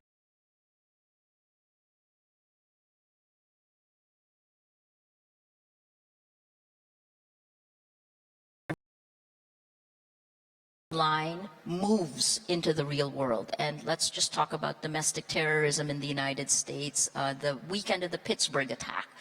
There were 4 different instances that weekend where repeated incitement to hate on social media erupted into real world violence. The pipe bomb, the bombs that were sent, the Pittsburgh, the synagogue attack, there was a Tallahassee, and then there was a Kentucky violence also. All of these in the span of like a week and a half. This is the world we live in, and it isn't just, I don't think it's just the journalist who can do this. This requires power, this requires people, real people, this requires journalists, it requires technologists. And I think this is what, I sit on a council, the Information and Democracy Commission that's been put together by RSF, the Reporters Sans Frontiers. 12 heads of states have signed on to this Declaration of Information and Democracy. Just like post-World War II, the world came together to come out with, 70 years ago, the Universal Declaration on Human Rights. What will define this new technology that's changed power structures that are being used by power to manipulate the narrative in individual countries? Sean Spicer, do you accept, or would you confirm for me perhaps, that there is a line of connectivity between accusations of fake news, people hearing that message, people getting guns, and then going and shooting up newspaper offices in the American heartland? And it's a very short equation. Yeah, I mean, obviously Annapolis comes to mind. And I'm not trying to, I don't like, for me to sit here and say that this was going through somebody's mind or not, I think would be irresponsible. I think that there is a perpetuation clearly of what a lot of people read, see, and hear and how they act. The direct linkage in that particular incident, there's no way I have the professional authority to suggest whether that was there or not. But you accept that we do live in a time of a massive influx of disinformation and misinformation. It's not just that we're publishing the same stuff. But I think that, again, and this is where I think that you're missing this, which is that there is a failure, I think, and I agree with actually everything that David said. There is a sense that when something gets published and it's false or misleading, it kind of gets thrown by the wayside, and yet when someone in a political context makes a mistake, it somehow rises to a different level. I think part of the problem is that same person can react to a negative story or a false story or a perpetuated false narrative, or act on something because of a tweet that a journalist wrote. I mean, just yesterday alone, there was probably 4 or 5 different outlets that wrote different stories as to who the next White House chief of staff would go in a very definitive way, and every single one of them was wrong. And I think that so in the same way that people can act because of a piece of fake news, they can also write because of a piece of fake or false reporting. Or something that's factually inaccurate. So I just want to go back to sort of how we move on, how we try to ameliorate the situation. I had mentioned earlier having to improve professionalism. The other thing I would say is that journalists have to improve transparency. So to your point about those tweets, I think a lot of the reason that people no longer trust journalists is that there's been an over-reliance on anonymous sources who often get things wrong and often aren't close enough to actually know the truth. So I think in the future, the way a professional journalist will distinguish him or herself would be by being first extremely transparent about the rules that he or she works by, but also extremely transparent about how they got the news that they got and why they decided to grant somebody anonymity, and if they did grant anonymity, how that person knew what they knew. So can I just say, this is where the discussion needs to be. Exactly what David's talking about, which is, and some of the things that Maria said, which is, instead of trying to figure out who's to blame and replay every instance in the past, I think the discussion is, how do we move forward? And it's a two-sided equation. It's what David's saying, it's what Maria's saying. It's how do government leaders interact with the press? What is that level of accountability and transparency? But I think it's also looking at the media equation as well. And the things that David's suggesting would be extremely welcome and I think are important for the industry as well. When you look at the approval rating of journalists in the U.S., it is now somewhere down competing with Congress, which is not a good thing. And I think that, and I say this as somebody who honestly believes that in America, if we are, as we think we are, the greatest democracy on earth, then we need to have the most robust, free, and fair press that exists in the world as an example of the rest of the world. That's what we need. And I think that the way that we can support that is by building up the industry, not tearing it down. And so finding ways to move forward is critical, as opposed to continuing to figure out who's more to. I think all that does is create further tension, further friction. And I think what you said is wonderful, and I really appreciate hearing it from you. I think it would do a world of good to hear your former boss say it as well, because I think he is looked to as an example by many people around the world. Here's the thing that I love about that. I mean, you used to work for Reuters. Maria worked at CNN. I can do as much as I can do right now, you can do, but I can sit here and have a debate with her all day long about the problems I have with CNN or some of the problems I've had with Reuters, and you can go, great, I don't work for them anymore. But it's interesting, or we can, as collectively as individuals, as we're doing now, try to advocate for things and a process and a way forward. And again, I think that to me is the most productive use of time and process right now, is to say, okay, collectively, how can people who have an influence try to show the way forward, as opposed to try to figure out how to replay the past. But I think there's one last thing, and I won't direct this to you, Sean, because I think the difference is that power tends to abuse power right now. And I'll speak from my experience, right? I've been a journalist and covered the Philippines for 30 some odd years. I've covered Southeast Asia. I've never had an arrest warrant. I've never been threatened with jail for being a journalist. You are in court in February, however. I am in court January 16, January 23rd. I spend a lot of time in court nowadays. I've filed bail. I had to get approval to be able to travel here. You know, so these are the things. It's like breathing polluted air. I agree. Journalists are far from perfect. We can do a lot of things better, but we don't have the power that power has. And when we're attacked in this methodical way, both in information warfare and by power coming down to actually control the narrative in our countries, That's a problem. Okay, can I just take 30 seconds to explore another idea with you? You're talking about basically, or both of you seem to be saying the same thing, which is it's part of a journalist's job to speak truth to power. That was what Jamal Khashoggi was all about. I mean, the man lost his life in the most awful way. He was not a dissident. He was just somebody who was trying to shine a light on something that he wanted to have discussed. How do you, Maria, do your job? We discussed this last week when you won the award on our NewsHour program on Al Jazeera. How do you do what you do without pivoting across the line to become a campaigner, or to stop yourself sounding like a politician who just hasn't been elected yet?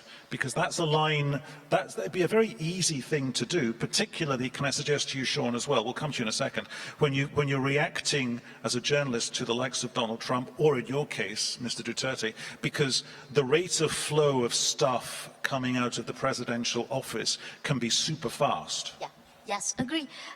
I have been and always will be a journalist, and it's actually the actions of my government that have given my voice, that has elevated my voice, right? For me, the standards and ethics, the line is very clear. But I think and it's not just us, not just the journalists, not just the democracies under attack that have to think about this. I think this is the time that it's an existential moment for, not just for journalists, but for information, the information ecosystem and how it impacts power. Because old power, governments, don't understand new power, the internet, and the people who control the internet don't understand how what they do has impacted geopolitical power. And what I try to do all the time is just take the long view. I'm not against President Duterte. In fact, I think Rappler's coverage helped get him elected because we gave him a fair shake.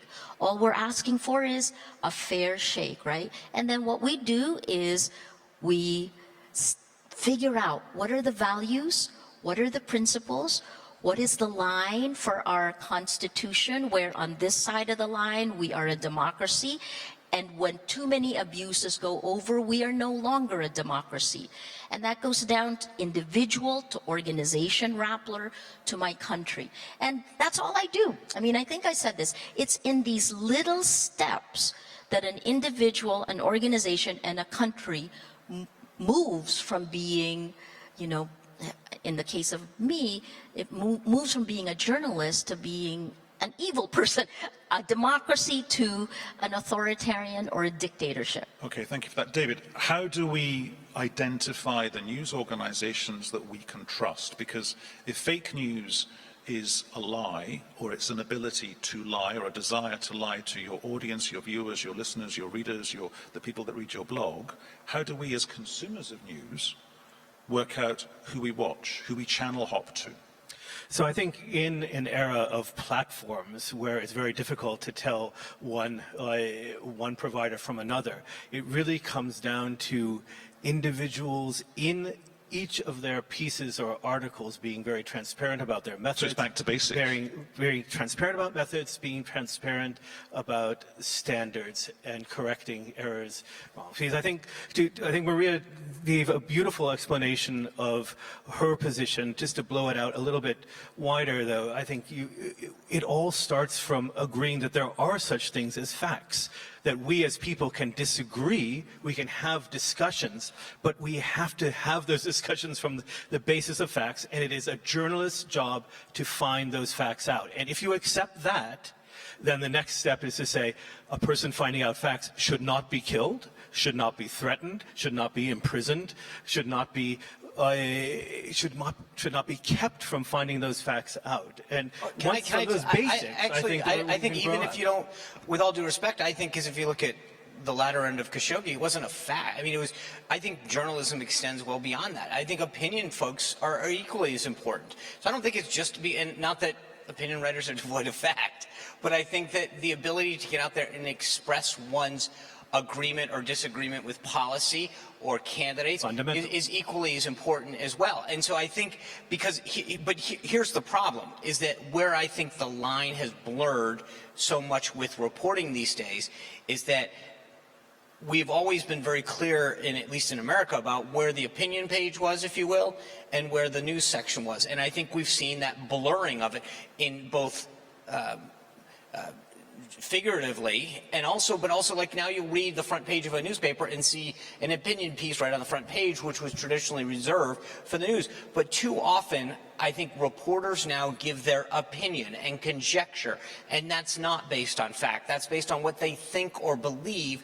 And where we've started to blur the lines is that to so many of these, quote, credible sources, the reporters themselves have done a disservice to the organization by focusing more on what they believe and where they think things are headed versus the facts that are unequivocally. That kind of takes us back to the whole argument about an echo chamber. Now, please, ladies and gentlemen, it's your opportunity to ask questions of our guests here. Gentleman over there with the white shirt and the blue jacket and the tie. Yes, sir. Your point of question. We'll get a microphone and a camera to you very quickly.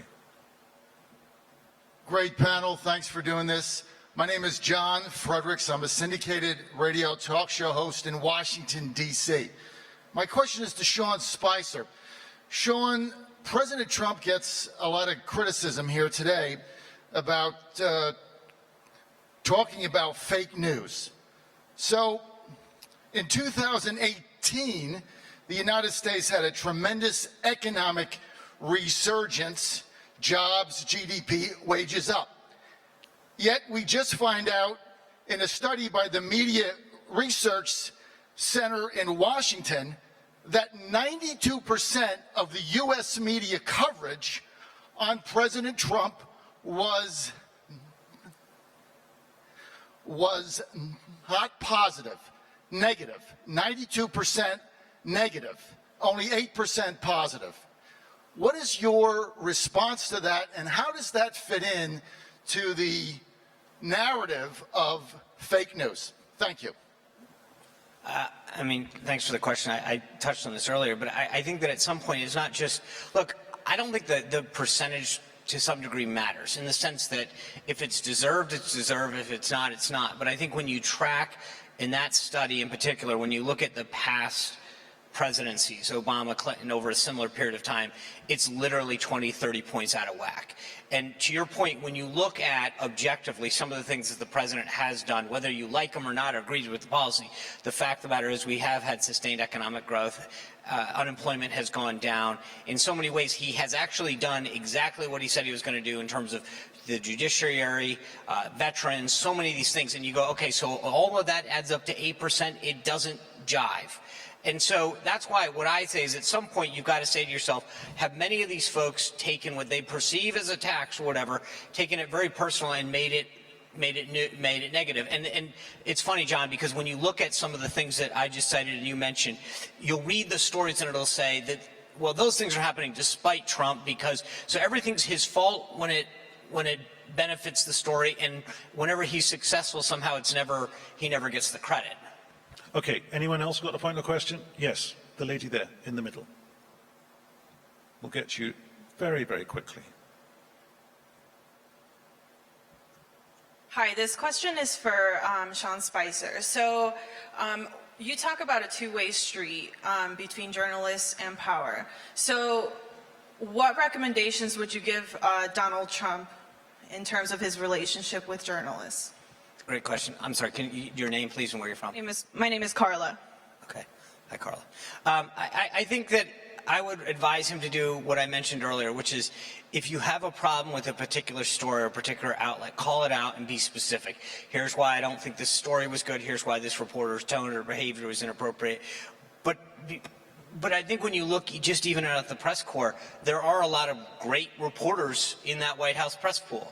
And if you talk about all of them being bad collectively, well, then you're undermining the good reporters that I think a lot of us think do a really good job. And so my one piece would be more specific. Don't paint everybody with a broad brush. Sean, I'm going to interrupt you there because I want to take one more question from the audience and then our closing thoughts from our panel here. The gentleman with the grey hair and the pale blue shirt there with his arm up, wearing the blue jacket, please. Oh, that gentleman stood up first, but we'll take that one too. Thank you. Abdullah Sheji from Kuwait, political science professor. I've been back and forth to the United States for the last 40 years. I never heard fake news until Trump administration came to power. Who is responsible for spinning the fake news? Is it the media or is it Trump and his associates and cronies?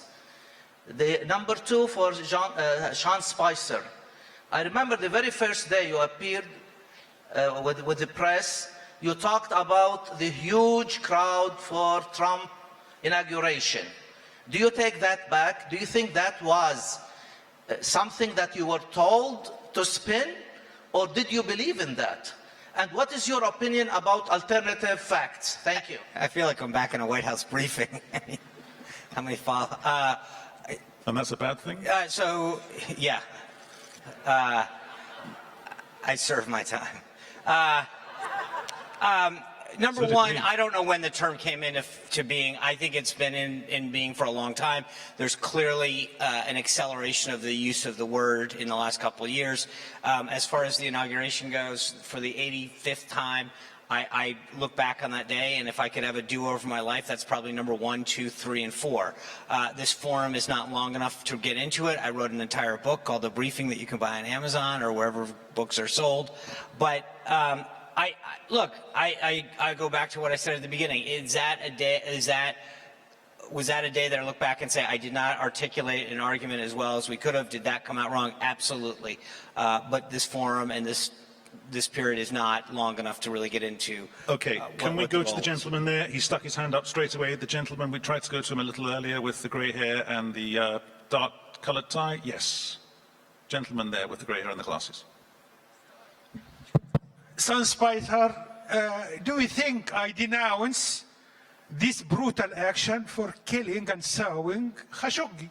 Do you think that the conduct of Trump administration is a misconduct, procrastination, collusion? This is one thing. For Peter, the problem not fake news, but there are a lot of things to be done, covering up media sites from the people. This is one. Impeding forming free syndicates in where are totalitarian regimes. About the fake news, Peter, if you like to know, you have to go to Egypt to hear Fattah al-Sisi every day, then you will know what are the fake news. Thank you. Okay, that was a very robust point, strongly made. I just want to get to our closing points with our panel here. David, briefly, we've got about 30 seconds each. There is a new phrase on the periphery of social media, and it is expressed as media literacy, and it means that we, in the world of journalism, the three of us, Sean, excluding you, pardon me, have to tell our audience, you can trust us, or you can trust that broadcaster or that newspaper. Is that right or wrong?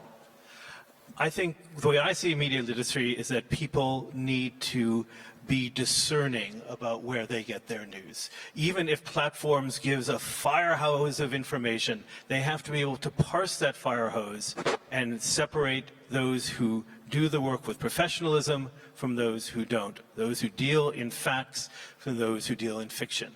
We, on the journalism side, have responsibility as well, but my bottom line is journalism is not a crime. Journalism is not worthy of a death sentence for anybody. Sean, very quickly in 20 seconds, is it our duty as journalists, reporters, anchors, to trust the audience, the consumers, to work out what is fake and what is not, with the corollary of danger off the back of that to journalists like Maria? I mean, I think that you should strive every day to instill a sense of trust. You earn trust. It's not given. So I think that to the points that David made, we're spot on, which is journalists should try every day to do things that instill trust in the writing and the publishing of everything that they do. Maria, very briefly, 20 seconds. We assume, of course, that truth will always shine through. What if we're wrong? We're wrong. It will not always shine through. We all believe information is power. That we agree on. But the information ecosystem is broken. And that's part of the reason journalists are under attack, because we're the front line to protect democracies, and democracies are under attack. And I think what we need to do now is to look at how it's the ecosystem that's broken. And the first enabler in breaking that our technology, the social media platforms. We have to leave it there, ladies and gentlemen. Thank you very much for your company. Thank you to our guests, Sean, David and Maria. We really hope you've enjoyed the debate today. It will continue via the Al Jazeera website as well, and you can find us on Facebook and Twitter. And honest truth, you can trust us as well. Thank you so much for your contributions as well. Thank you. Thank you, everyone. Don't leave yet. Not quite yet. Not quite. I think the word you used, Peter, was robust. That was a robust session and dialogue, and thank you very much. And I want to bring one very important special guest to the stage for some brief remarks. So please, if I could keep your attention, it will be His Excellency, the Foreign Minister of Japan, Taro Kono. Mr. Foreign Minister, the stage is yours.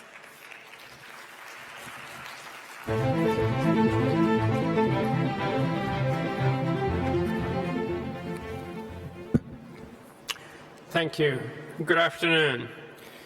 It is indeed my honor to have a chance to deliver the closing remarks for the first day of the Doha Forum 2018.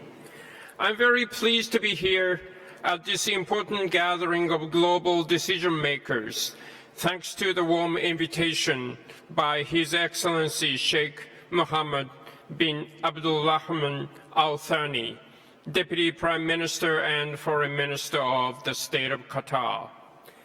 The main theme of this forum, Shaping Policy in an Interconnected World, focuses on a number of major issues that requires the urgent attention of global leaders. I really appreciate the efforts by the Qatari government and its partners to draw the world's attention to these important topics. It is certain that improvement in the connectivity or interconnectedness of the world has brought us massive benefits in the past decade.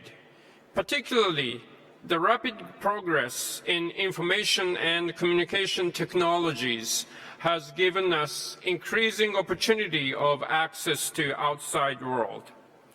Japan is trying to make use of such advanced technologies for the stability and security of the Middle East.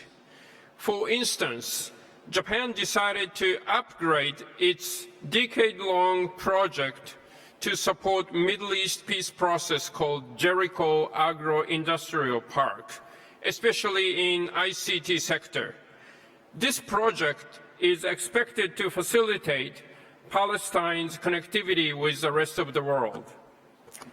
But at the same time, such improvement have created new challenges as well, such as threats in cyberspace or the increased use of communication technologies for the purpose of promoting terrorism or violent extremism. Naturally, the new challenges require new policies and actions that can establish or re-establish order in new circumstances.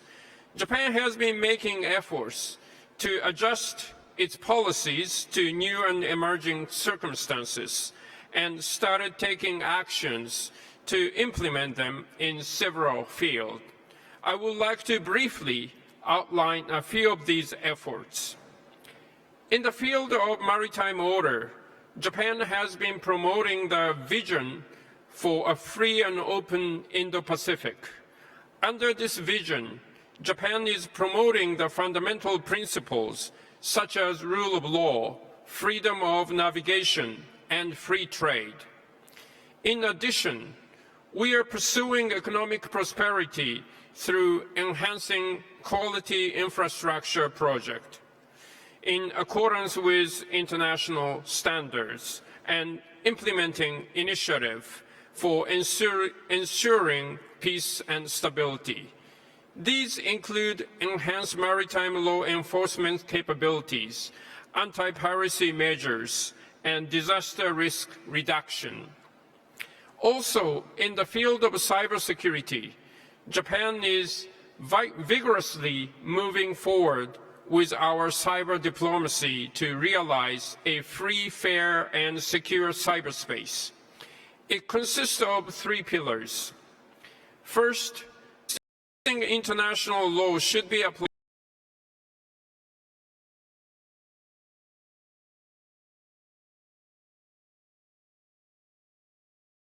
various fora, including the United Nations. The second pillar is the development of confidence-building measures. Activities in cyberspace have a high anonymity and can cross national borders instantly. In order to prevent contingencies that are caused by activities in cyberspace, it is essential to deepen and share understanding of each country's legislations, systems, policies, strategies, and ideas, and increase our mutual confidence. Based on such idea, Japan is engaging in bilateral and multilateral dialogues on cyber with 14 countries and regions, including the United States, Australia, EU, Russia, and ASEAN. I hope that we could have such dialogues with the Middle Eastern countries in the near future. The third pillar is cooperation on capacity building. For example, Japan collaborated with the United States to conduct a joint exercise with ASEAN countries on cybersecurity for control systems. I hope to see the collaboration in the field of capacity building also with the countries in the region in the future.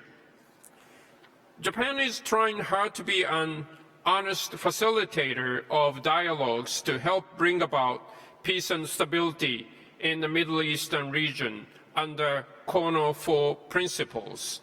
As described in the concept note for Doha Forum 2018, under the current shifts in power dynamics, peace and mediation have become more complex as a task.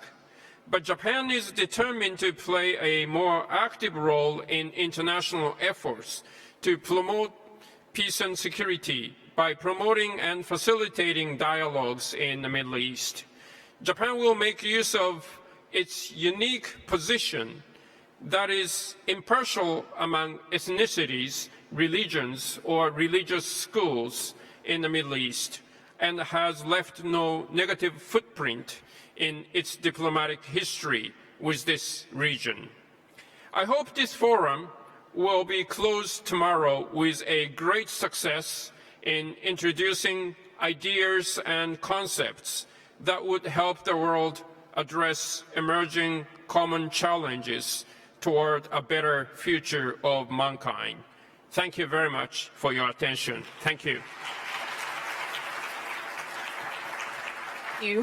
Thank you very much, Mr. Foreign Minister. That is the beauty of the Doha Forum. There are people in the program that you know we're going to have, and then there's amazing bonus guests that you don't know about. So thank you very much. Thank you for joining us for the first day. Just a few things before you leave.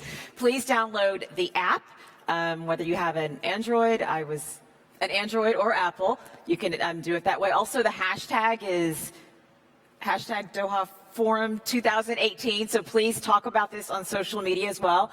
If you have one of the translator headsets, we would really appreciate it if you would return that as well. So 7 o'clock tonight, there is a gala in the Garden Terrace. Hopefully you will go to that, but still be back here on time tomorrow, no matter how much fun you have tonight. So we would really like to see you here tomorrow at 9 o'clock for a second fabulous day that we will make sure lives up to how wonderful we think today was. Thank you all very, very much.